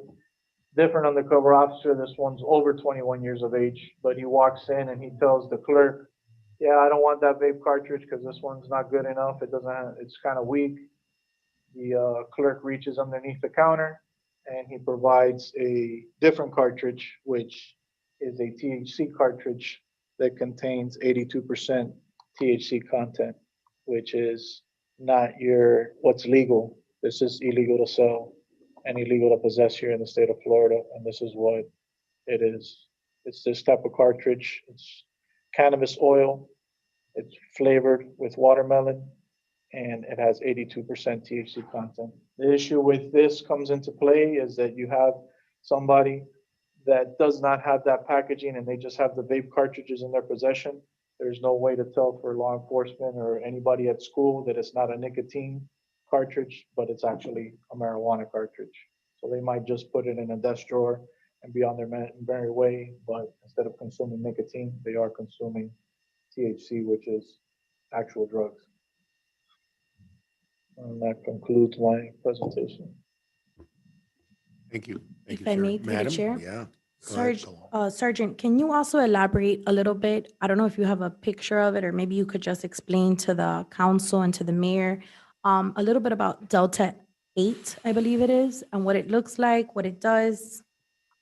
Yes. Thank you. Now the Delta 8 is, it looks just like marijuana, the actual buds, but in this particular slide here, can you see it? I have to hit here. Here. Share screen. Here. Okay, if you look at this particular cartridge here, it says Delta 8. Now this one comes in different flavors. This has a 0.3 THC content on it, which makes it technically legal. The only difference between this and the other cartridge that I showed you is that this particular vape cartridge is supposed to like mellow you out. The other one gets you high. It gets you that high buzz that you would from smoking regular marijuana. Now, some of these shops, they sell marijuana buds that look just the same as regular marijuana, but it's Delta 8, and all it has is a reduced THC content. You can't tell the difference if it's marijuana or if it's hemp, is what they call it. And it's Delta 8, and it has 2.3% THC content. So the difference between this vape and this vape is that this one here, the purple one, is a nicotine vape, and then this one actually has THC, which is what's in the drug that's in marijuana. And the smoke shops here sell them both. Does that answer your question, Council? Thank you, Sergeant. I appreciate it. And I also want to allude to the topic that we had discussed, that they were saying that possibly in the future, obviously the stores that already exist in front of these schools, they're already grandfathered in, so they're untouchable, right? But in the future, they may give the rights to have the marijuana distilleries to be applied by these tobacco stores that already have a license. So they may have the opportunity to apply to be a distributor, and then they're already grandfathered in front of a school legally, once that were to pass. That's something that's been rumored. There's nothing yet that's concrete on that, but that's something that keeps us apprehensive moving forward, right? That this is within a couple of yards away from a school. So possibly these stores that we have no control, because they're already there, may have the right to sell this legally in front of a school. So that's another thing to consider moving forward. However, that's not yet has been established. Again, I want to thank the department, our business license department and our department head over there, Jasenia, who did an amazing job, her and her team putting together a map, putting together a lot of visual photos that we were able to reflect and see some of these items were being sold there. I learned a lot through this process, and I don't know if anyone has any questions. Through the chair. Yes, sir. Yeah, You're recognized. Vice President, this is a great initiative and good work. Thank you, sir. Motion. Thank you. Thank you for the support. But before we motion, I would like to motion it with an amendment, if we can, for the future. I had spoken to Madam Attorney about maybe taking off the word places of worship and amending. We also wanted to do a sticker decal, like a shocker sticker that's issued by the business department when they renew their license. That's something that wasn't put into the wordage yet, into the ordinance. We had discussed it. So moving forward, we amended with the signage from the city as a shocker at the door. And they would have to have it shown when they go for inspections to make sure that that's there. And then to adjust maybe the radius to take off places of worship, so we're not outzoning future businesses. And then maybe putting in some wordage in there, Mayor, that we had discussed about the areas that do remain, having a limit of how far the next tobacco store could open within that area. So those are 3 amendments. What's through the chair? Go ahead, sir. What's the limit on the distance separation? Right now, we don't have any within, so with the remainder of the area that's left within the city for a new business to establish, we don't have a distance within each other. So right now, we do have a distance that the tobacco store has to have a radius, and that's the first ordinance, of 1,000 feet from either a school, a city park, and daycares, places of worship. But I would like to amend it to take off places of worship, just so that we have some other areas and we don't have an influx of, I don't want them to be outzones either. And then, well, we're still on this item. So I'll discuss the rest of it at the next item that we pull. Mr. Mayor, sir. Yeah, I think the intent on the last one is not to create a cluster of smoke shops or whatever the definition Okay, is. yeah. But I think Councilwoman, the proper way of doing this is, because it's still vague, is just be advised, there will be amendments coming, right? So that the attorneys can work on those amendments. So at second reading, the intent is to do some clarification on some language that Councilwoman wants to make sure that we put in there as far as signage is concerned. My advice and counsel has been to be very specific on what we want in the sign, from the sign size to the whole 9 yards, just to make sure that, we're doing something that's uniform. But I also concur. I think it's a good piece of legislation, and I'm glad that we're pushing this forward. The statistics are kind of mind-boggling, and parents should be aware. They should definitely be aware of what their kids may be smoking. Thank you for the support, Mayor. Just to refer, I don't know if we want to, I think it's item E, not D. Right. Yeah.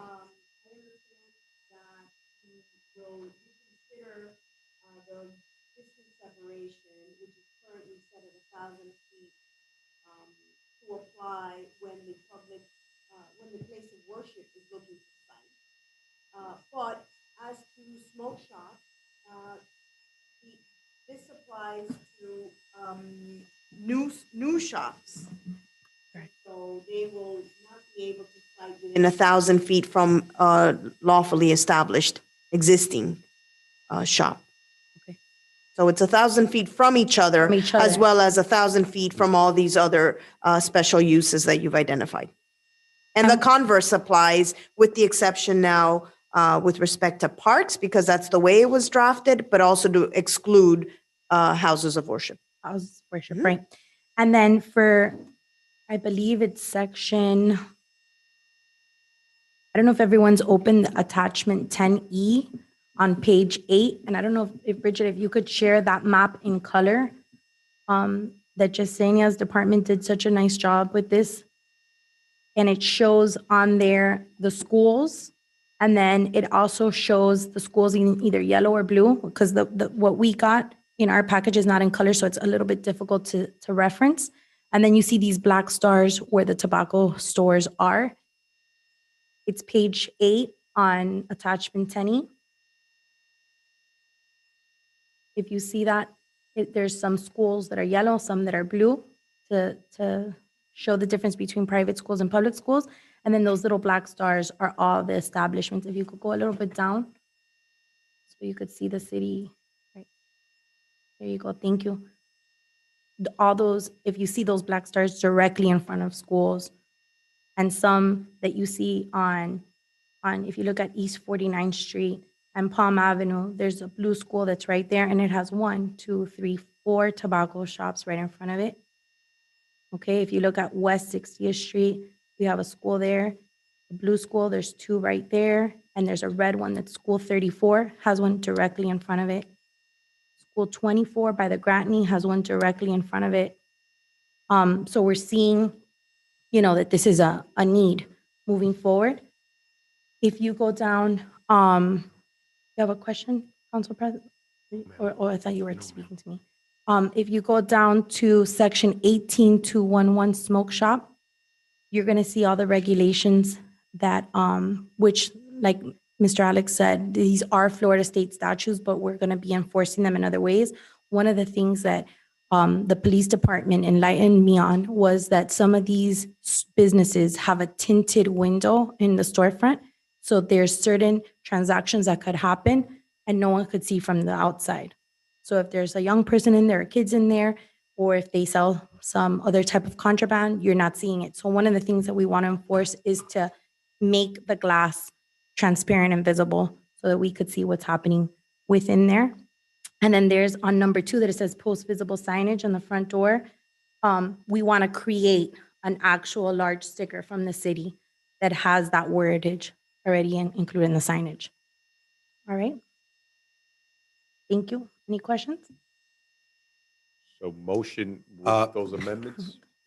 I think it will move as it's been drafted. You did receive a revised or an updated draft from what was uploaded to your agendas on Friday, and it includes the radius, the distance separation, not only from smoke shops, one from the other, but also from these special uses as well. And we'll bring back a revised version, and hopefully it'll meet with your approval based on the discussions that you've had. Perfect. Thank you so much, Madam. So we're voting, we have a motion as is with amendments coming from Councilman Tundidor, Second. second from Councilwoman Garcia Robles. Please call the roll. Mr. Tumidor, Yes. Mr. Zogby, Yes. Mr. Calvo, Yes. Ms. Garcia Robles, Yes. Ms. Perez. Yes. Motion carries. The item is approved. Second reading and public hearing is scheduled for August 23rd, 2022. Thank you. 10E, please read into the record. First reading of proposed ordinance amending Chapter 18 entitled Businesses, Article 5, Establishments Offering Alcoholic Beverages and/or Entertainment.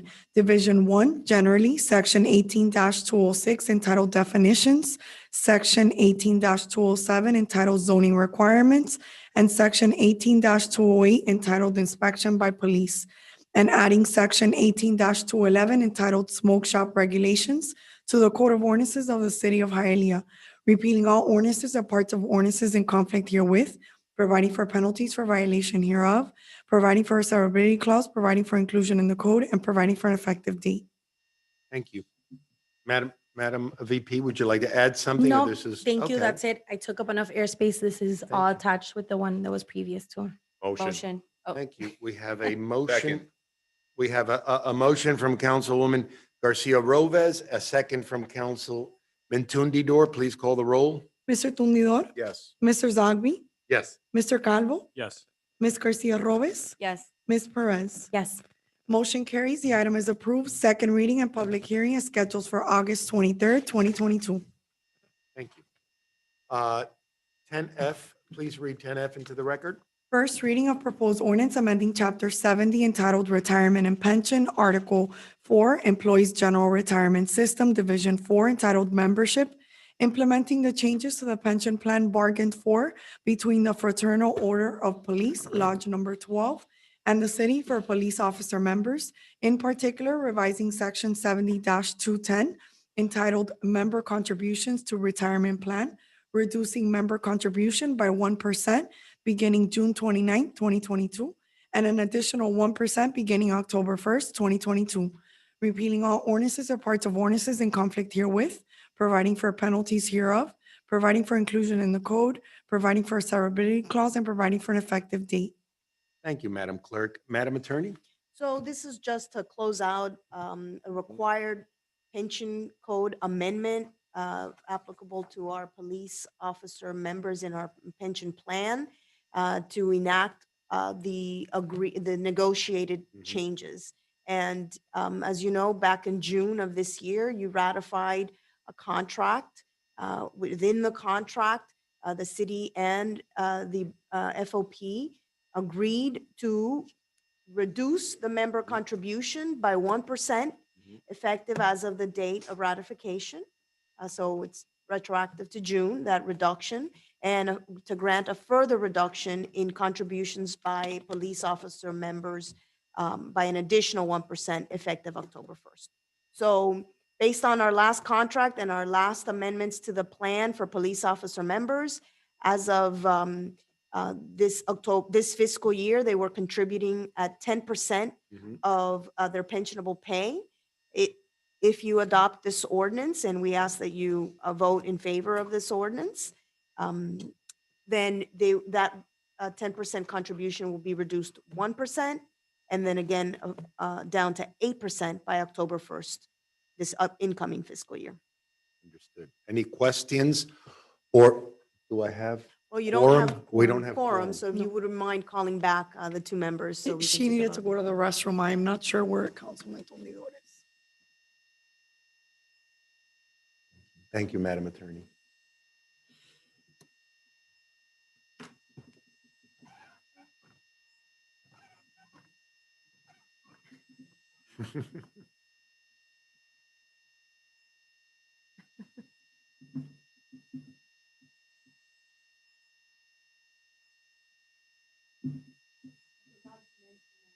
You've also received an actuarial impact statement prepared by the board's actuary as required by Florida The statutes. Retirement Board? The board's actuary, yes. And so you'll see the impact of these reductions in that impact statement.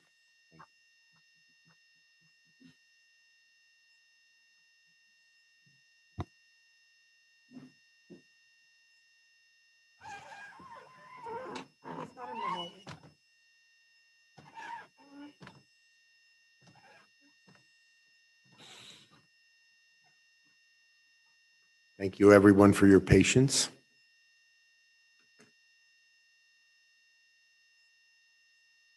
There he comes.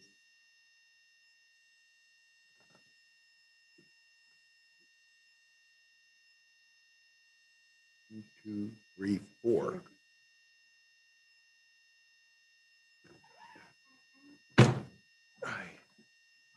We're on 10F, Councilman. Do you have any questions there No. before we move on? Pleasure of the council on 10F. Motion. Motion from Councilwoman Garcia Rovez. Second.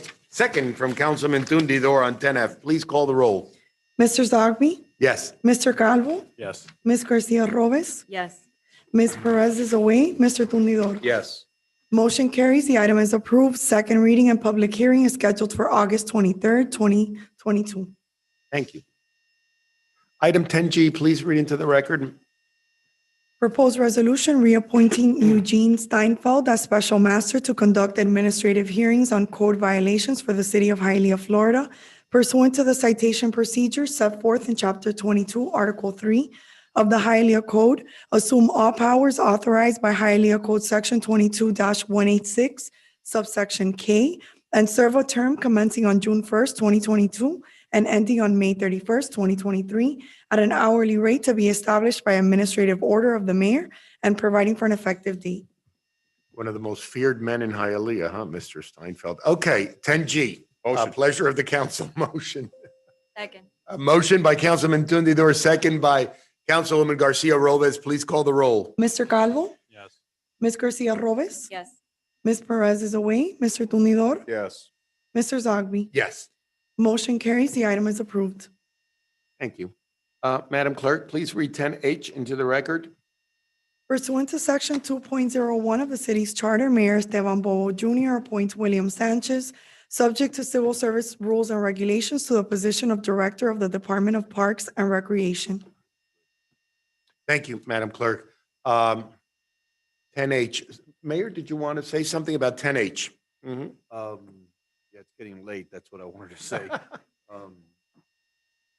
As many of us have had conversations amongst us and really with the residents of our city, one of the things that has stuck out is the desire by residents to see us take back that pedestal that we had with regards of having the premier park program in the state of Florida, if not the nation. Hialeah, for a long time, was an incubator and a model, park model that many cities outside of us had basically copied.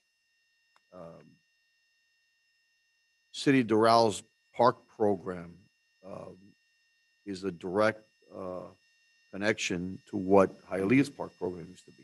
And so, in our desire to take back the programming, to take back that pedestal, to envision something in our parks program that is transformative and is new. In order to do that, we needed a person that bought into that vision, that could take it to the next level. And after interviewing and really some good candidates, some from within the department that had great ideas, it became a no-brainer amongst the committee that was interviewing that the person to carry this task. And he's already been here. He's been working since he got here. But I guess we got to go through these procedures, and it's formally, I guess, naming William Sanchez as our park director, and obviously we're thrilled to have him. We're thrilled with the team he's putting together, and we're thrilled where our parks program is going. So, no further ado, William, stand up, wave. Everybody knows you. Everybody loves you, and welcome aboard. Thank you, sir. Thank you, sir. Right. Any comments from the dais? We're lucky. We didn't only need him desperately. We're so lucky to have him. Willie, thank you for coming back. Thank you, brother. Thank you. Any other comments from the dais? Motion of the council? Motion. Motion by Councilwoman Garcia Robles. Second. Second by Councilman Tundidor. Call the roll, please. Ms. Garcia Robles? Yes. Ms. Perez? Yes. Mr. Tunidor? Yes. Mr. Zogby? Yes. Mr. Calvo? Yes. Motion carries. The item is approved. Thank you. Congratulations, Willie. Thank you. 11, board appointments. If we can 11A. record the council vice president's vote on item 10F, please, Yes. and item 10G, please. Yes. Thank you. 11A, proposed resolution reappointing Stephen Dealman to the Personnel Board of the City of Hialeah as the American Federation of State, County, and Municipal Employees AFSCME appointment for a 2-year term ending on June 26, 2024. Car care, a pleasure of the, that's his business, car care. Pleasure of the council. Motion. Motion, we have a tie. Madam second. Garcia Robles, motion second from Councilman Tundidor. Please call the roll. Ms. Garcia Robles? Yes. Ms. Perez? Yes. Mr. Tunidor? Yes. Mr. Zogby? Yes. Mr. Calvo? Yes. Motion carries. The item is approved. Thank you. 12 unfinished, good night, sir. 12 unfinished business. Barry, through the chair. Sir, Yeah, just very briefly, I wanted to remind everyone that we had approved for the 23rd, so next council meeting, to meet here at 5 PM. The folks from West Palm Beach will be coming to do the special meeting in regards to the CRA. And then in conversation with the city clerk, due to a verbal technicality of sorts, it seems that it would be prudent if we would take another vote in order to be very clear that we are giving the authority to the city attorney to draft up a resolution, very simple resolution, just saying we would want to move forward with the CRA or not move forward with it. We would take that vote during the special meeting that we're having on the 23rd. The meeting is scheduled between the times of 5 PM and 6:30. So it would be about 90 minutes. And it's really an opportunity for everyone to ask questions from these folks that have been running CRAs for the past 20, 30 years. So, yeah. thank you, sir. Madam Attorney, did you want to add anything to that? So I had understood that we were having a presentation scheduled. But it was at the pleasure of the council to convene on a date that was the meeting of the council so that everyone could come in earlier. I did not understand that as a result of the presentation and during the presentation, which is outside the regular meeting of the council, there would be any action had.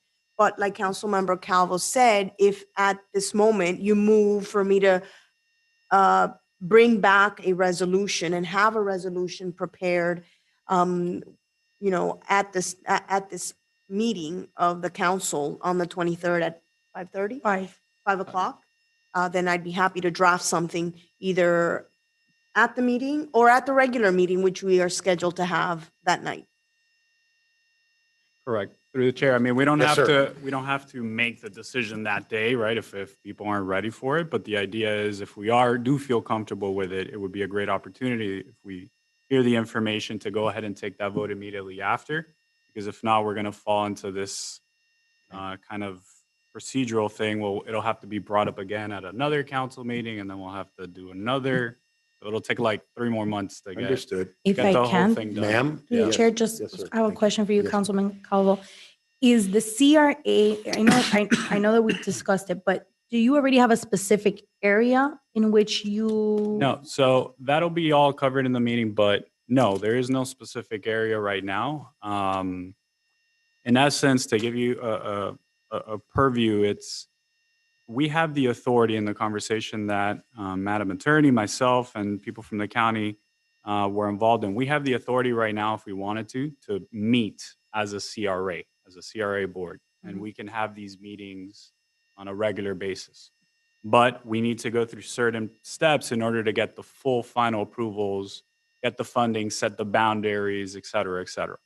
So in essence, what the purpose of the special meeting on the CRA is to explain all that in detail, an opportunity to really ask questions, not from myself that I'm ill-equipped to answer them, but from the experts that deal in this kind of stuff. And then at that point, make the decision on a very top, high-level basis. Do we want to proceed or not with keep talking about the CRA?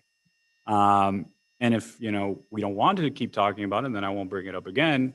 And that would be the other option. So I just kind of wanted to get a gauge, an actual feeler from the council. And I think that the only appropriate way to do it would be through a resolution. If Or I maybe, can. I'm sorry, I'm just thinking about it, maybe the proper resolution would be to actually convene a meeting of the board of the CRA and have some of these conversations. Right. So I think the resolution should just say 2 things. A, be a resolve that, as a body, we want to continue the efforts of the Hialeah CRA, what that actually looks like to be determined. And second, that we want to regularly start meeting and talking about, CRA, whether it's once a month or et cetera, et cetera. So I think that's kind of like the twofold purpose of the resolution, because if not, then every time we want to talk about this, I'll have to bring it up in old business. We'll have to vote on it, set a date. Like, it'll just be very convoluted. And the process in and of itself takes a while. I mean, if we wanted to set up a CRA and we were like super committed to do it today, it would still take us a year to get to the point where it's actually up and running. So I just want to cut all the extra stuff, if possible. And if I can, Yeah. moving forward to start the process, is there like a team that we have to hire? Is there an investment that we have to do to start this paperwork? So do we the have good to- news is a lot of the stuff that was done in 2015 Mhm. by the council and by the city, we can basically ride on those coattails, if you will. So a lot of the groundwork is already done, but we'll have to do basically three things. And I'll go into detail at the meeting, but essentially, we have to set the boundaries that we want to pick for this thing. You have boundaries already. You Well, can we have expand them or you right. can We have amend them. antiquated boundaries. We can either keep those or add new ones, but we got to essentially set boundaries. And then we would have to commission the study of that area, which is a several months process. There's an investment there, of course. And then the second step that we'll have to do once we have that finding is to decide on the plan for that area. What do we want to do there? Whether it's streetscaping or water and sewer improvements or affordable housing, et cetera, et cetera, et cetera. But that's kind of step 2. And then step 3 would be the agreement between the city and the county saying, well, how much is going to be put into this trust fund coming from the city, coming from the county, et cetera, et cetera. That agreement, and then that goes to final approval, the whole package, or it's 1, 2, and 3 go to the final approval to the county commission. Well, they'll decide to give us like the check mark. Hey, you The final. can open this up. Now, that paperwork that you said that was already done in 2015, is it antiquated or expired by your opinion, or by legally it's already been So expired? the actual call we had with the county was, getting their opinion, because they're essentially have to give us permission to do all of these things. And their position is that, no, if we wanted to do a CRA meeting, You have to do it again, the whole process. and next week, no, we have the authority already. So we don't have to redo all that But stuff. we already have the paperwork, so there isn't Correct. a large investment then. Correct, 'Cause correct. The city's already done that in Well, I 2015. disagree. I think you need to hire the professional. You need to determine, you need to update the findings of necessity, whether it's for the area that you've already designated for this agency, or to include an expansion of those boundaries or some change in those boundaries. You don't have a lot of wiggle room to completely chuck the area that you've designated and start fresh in another area of the city. You do have the ability to expand or contract the boundaries already identified. But you do have to hire the professional to update the findings of necessity, and who will then also create the plan. Thank you. Yeah, I mean, I guess the word is like, is it investment of time or money? Obviously, money will have to be spent to hire these people. What I meant is that we're saving an investment in time, because this is a process that normally would take an extremely long time, and we're able to shorten it and sort of truncate this. So that's what I was referencing. So yeah, I mean, again, so I was in West Palm in May. It's already been several months since then. So I just want to get the ball rolling, if you will, a little bit more expeditiously, because I think it's going to be a very positive thing, and you'll be able to inquire a little bit more into the details in 2 weeks. So I'm excited for that.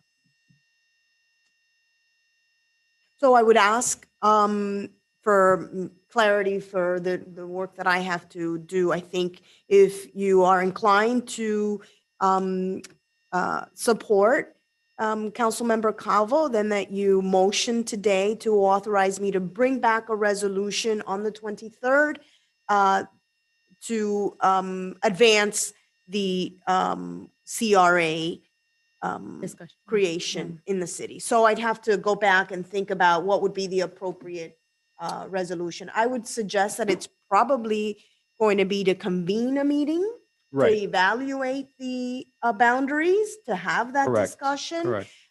You're going to need the support of the council and the mayor. Now, putting back your council hat, right? Not your CRA board member hat. You're going to need a budget, right? Which you could probably pay back once the CRA receives, funding from the county through the tax increment funding. you can pay the city back. But, we Right. have to do, we have to do some update, right? Identify the members of the board to reflect the current membership of the council. And I think those are all Right, probably appropriately done at a meeting of the CRA. Yeah, so I mean, at every stage in this process, like there'll be plenty of opportunity for input and there'll be plenty of votes to get the whole package done.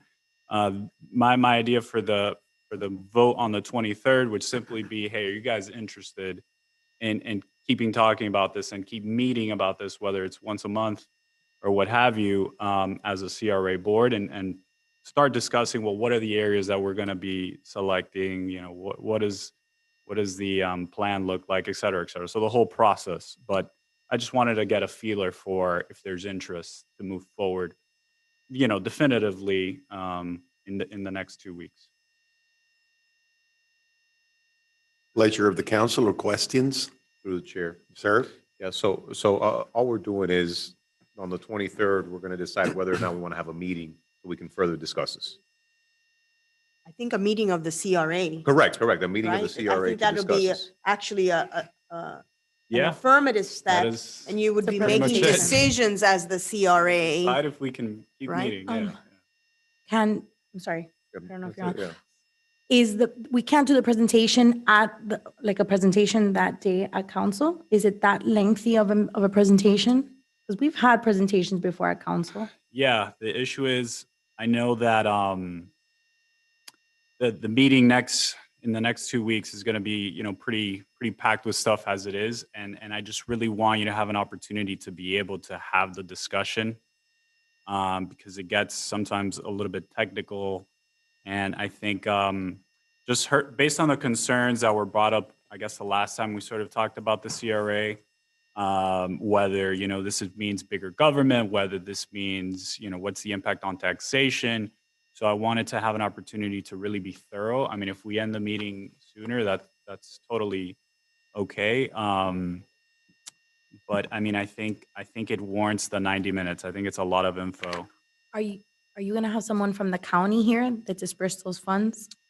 No, because the actual agreement with the county would be the third step. So that would be very far along into the process. But typically, right, what you see in other places is the county ends up giving something about 95% of whatever taxes they generate in the area back to us, right? So what we're entering into the agreement, what's that number going to look like?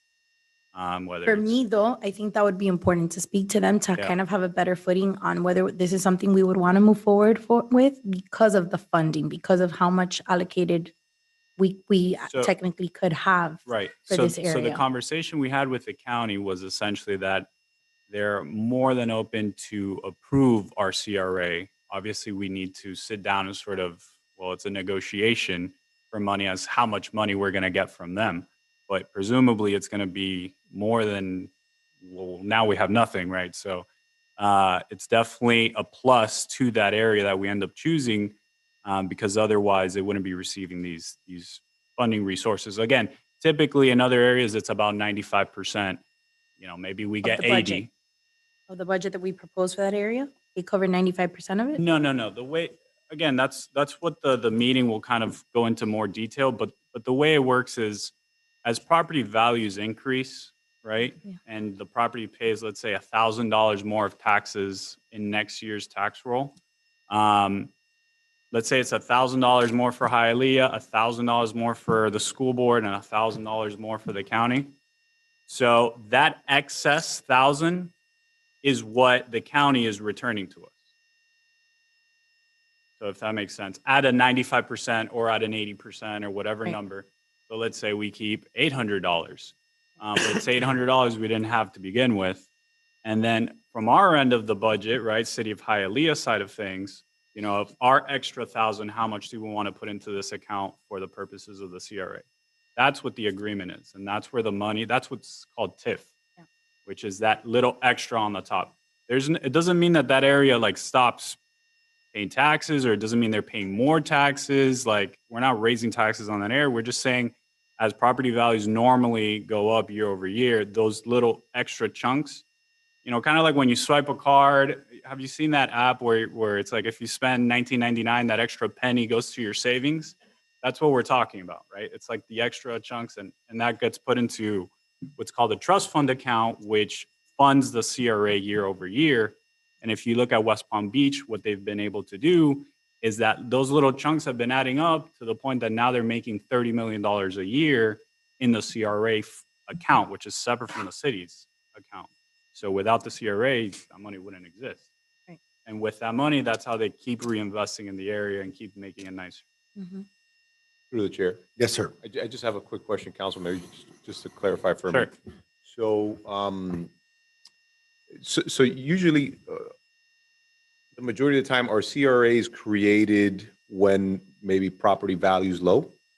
So there's a list of criteria that the state gives, right? There's like 10 different things, but basically it could be what they call blighted areas. So it's unsanitary conditions, increased prevalence of emergency calls, a lot of like vacant parcels when there's, like you were saying, like property values are decreasing.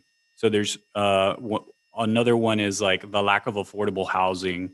There's a bunch of criteria that the state mandates, and you have to make sort of the argument in the finding of necessity that at least one of the criteria fits, if not more.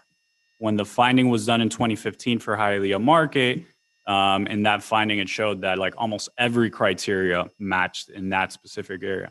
So when we start picking boundaries, that's going to be a consideration. You know, what are the areas that we need to maybe cut out? What are the areas we're keeping in? That's more of a boundary question. I think the argument can reasonably be made, sort of broad speaking, in that southeast corridor, which is what we're looking at. I'm looking at. I think the argument can be made for most of the area. So through the chair, sorry about that. Yes, sir. So, Councilman, but for the funding though, it seems like the funding that the area would benefit from would come from the gains, right? So yes. So if the value's at 100,000, right? I'm just it's Right, at right. 100, and then it increases to 500, then we benefit from that 500 spread. Yeah. So because I'm trying to think right now, I think property values in that area are at its peak. I mean, I may Sure. be wrong. I'm not a realtor, but what happens if you know, in year 3 or in year 4 we start to see a decrease in value? Yeah. So, I mean, the idea is that because of the money you're getting in there, again, this is an exponential graph. And I put that in my presentation. The first 5 years, you're probably not going to experience much money coming into the CRA because, like you're saying, there might be stagnation. It might actually decline, or a bunch of things can happen. But the idea is because you're investing in this area at a rate that you wouldn't get normally from the city's side of the ledger, you're able to increase the property values exponentially, so that by year 10, for instance, there is an enormous growth that you wouldn't have experienced otherwise. Why? Because you tackled water and sewer issues, you tackled foliage, you tackled streetscaping, you maybe did a trolley system in that area or what have you, and that is more attractive. And the other part of it too is it's just redevelopment in general. So maybe the parcel was originally an industrial area, and now it's going to be, you know, 10-story building in that area, right? So obviously that property value increased exponentially, especially you see it a lot when it's a vacant parcel. So that's why it's important to have areas that are vacant within your CRA. So it's those little chunks. Yeah, if it's just a single family home, you likely won't experience much of an increase, like you're saying, or you might experience a decrease for that particular property. So it's important to have a good amount of commercial, a good amount of industrial and vacant parcels. That's what you're really looking for when you're drawing those maps. The single family doesn't really help the funding too much, you know? So I actually, in my proposals that I'll show you in 2 weeks, one of the proposals is excluding a lot of single family neighborhoods in that area, protecting those neighborhoods, and then at the same time, you know, making sure we have enough properties still available for development. And again, it doesn't have to be necessarily, you know, residential apartment buildings. It could be redevelopment, could look like many different things. Actually, one of the things that they just did in West Palm Beach, which is pretty neat, is they're breaking ground on a 50-story office building where they're getting hedge funds from New York and law firms and stuff like that coming down to West Palm Beach to open up their offices. I think particularly what would fit well in Southeast Hialeah might be some sort of hospitality corridor. We have the soccer stadium that's going to be coming online in a couple of years. We are, to my knowledge, the only place you can land at Miami International Airport in 5 minutes, take the tri-rail and be within our area. And you have, obviously your factory town, you have Hialeah Park, you have 3 metro stations, 2 tri-rail stations. Hopefully we can augment that with our own, mini transportation system with that area.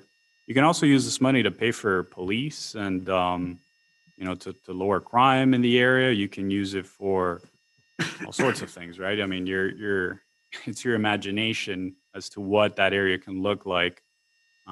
So. Yeah, no, I through the chair. I like the idea. I like the concept. I just do have. I think it's maybe some concerns because of the lack of knowledge. Yeah.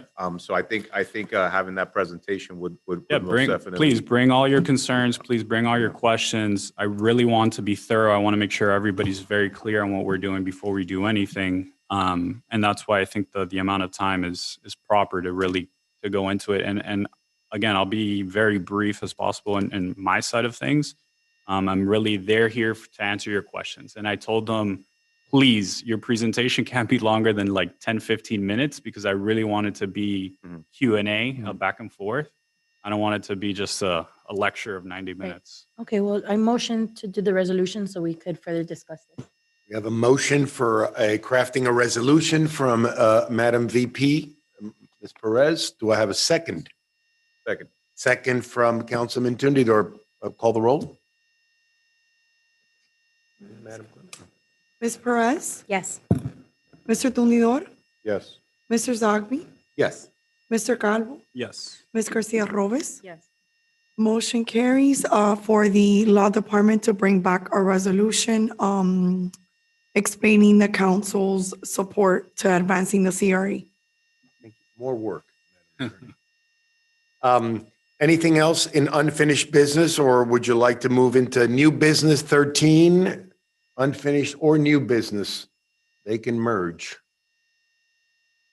No, that being said, we move on to, I guess this concludes our first half of the meeting. We'll move on to zoning, and we do the formalities of swearing everyone in. Thank you. Will all those persons who will be testifying on an item, please stand and raise your right hand. Las personas que quisieran prestar sus opiniones delante de esta junta, por favor, pónganse de pie y alce la mano derecha. Do you swear or affirm that the evidence you're about to give is the truth, the whole truth, and nothing but the truth? So help you God. If so, say I do. Usted jura o afirma que el testimonio que va a dar será la verdad, toda la verdad y únicamente la verdad, y que Dios sea su testigo. Por favor, diga que sí, si la respuesta es afirmativa.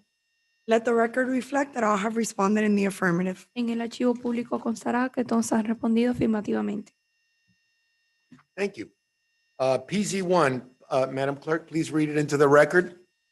Second reading and public hearing of proposed ordinance rezoning property from R1 one family district to R33 multiple family district, granting a variance permit to allow residential use on the ground floor where residential use is allowed above ground floor level. Allow street side setback of 13.6 feet where 15 feet are required.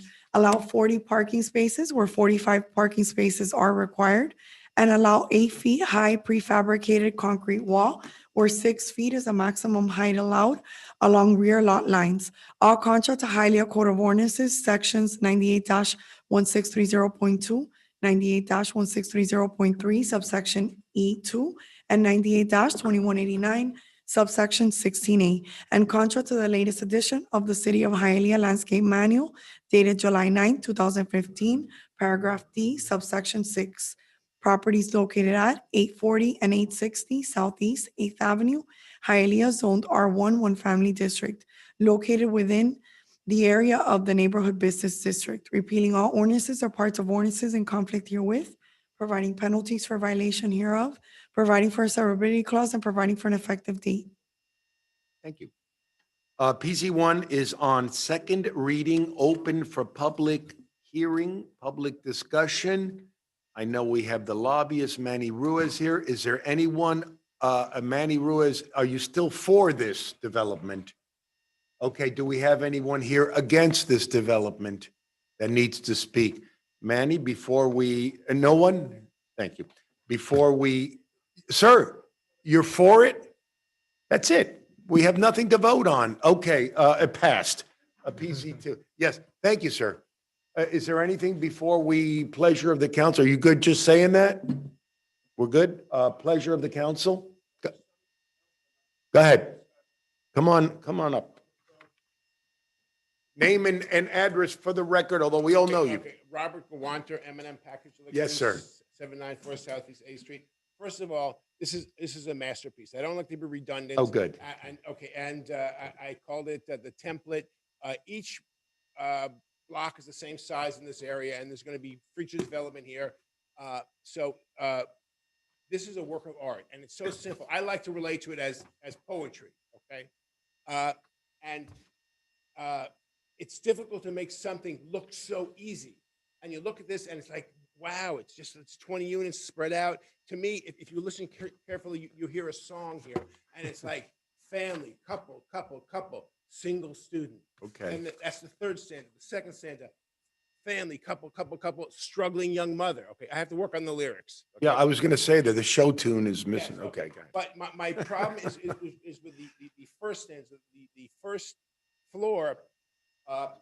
You're asking for a variance here because you're not allowing residential normally on the first floor, and you're handicapping every future building here because you want something down there. You want retail. Right. In this plan, there's building amenities. Okay, they're getting around in a great way from this to get this variance by putting these ADA apartments here.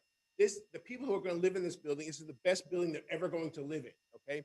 These ADA apartments, this is going to change their lives. You know, this is one. Okay, so to me, I would love if they could slip a couple ADA studios in there. Okay, so I don't understand the rationale of like not allowing on the first floor. You want some sort of retail. Well, brick and mortar retail stores are suffering everywhere. You have an underperforming shopping center there. What kind of retail could you put there? You can't have a market because there's 20 units. It's not going to do. You can't have a nail shop. It's volatile. There's how many dollar stores can you have? Okay, so here they're using building amenities or maybe retail. Like you're going to have a gym for 20 people. So to me, this building is beautiful. I mean, it's a work of art. You know, I could improve upon it. Okay, I'll tell you in a second. But okay, it's like improving the smile on the Mona Lisa. But I don't understand, like you're putting building amenities here and you're using this ADA thing just as to get around this variance. But you're forcing the building into a third story to get 20 units because you're not allowing, residents on the first floor. And what are you going to put there? Retail that's going to suffer? Okay, and my only other, how I would improve on this masterpiece is you have benches and parks. And this ADA person is going to walk out of their apartment. It's like their own private garden there, and these benches there. Well, benches in Hialeah seem to attract sometimes the wrong people there. I would like just to see more additional landscaping that would enclose it and make it more reasonable, knowledgeable that this is private. But this is like a masterpiece, and I'm so for it. Thank you, sir. Always a pleasure, sir. Andy, your job is done. Pleasure of the council on PC1. Motion. We have a motion from Councilman Calvo. We have a second from Councilwoman Garcia Roves. Please call the roll. Mr. Tundidor, Yes. Mr. Zogby, Yes. Mr. Calvo, Yes. Ms. Garcia Roves, Yes. Ms. Perez. Yes. Motion carries. The item is approved. Thank you. Thank Thank you. you, both of you. Thank you. PC2, please read into the record, Madam Clerk. Second reading and public hearing of proposed ordinance vacating and abandoning for public use a portion of the 12-foot alley located in the block bounded by East 9th Avenue, East 10th Avenue, East 25th Street, and East 26th Street, extending for approximately 506.37 feet from East 9th Avenue to East 10th Avenue, and containing approximately 6,076 square feet, and more particularly described in the legal description and location sketch attached hereto and made a part hereof as Exhibit A, repealing all ordinances or parts of ordinances in conflict herewith, providing penalties for violation hereof, providing for a severability clause, and providing for an effective date. Thank you. PZ2 is on second reading, open for public discussion. Madam Zoning Director,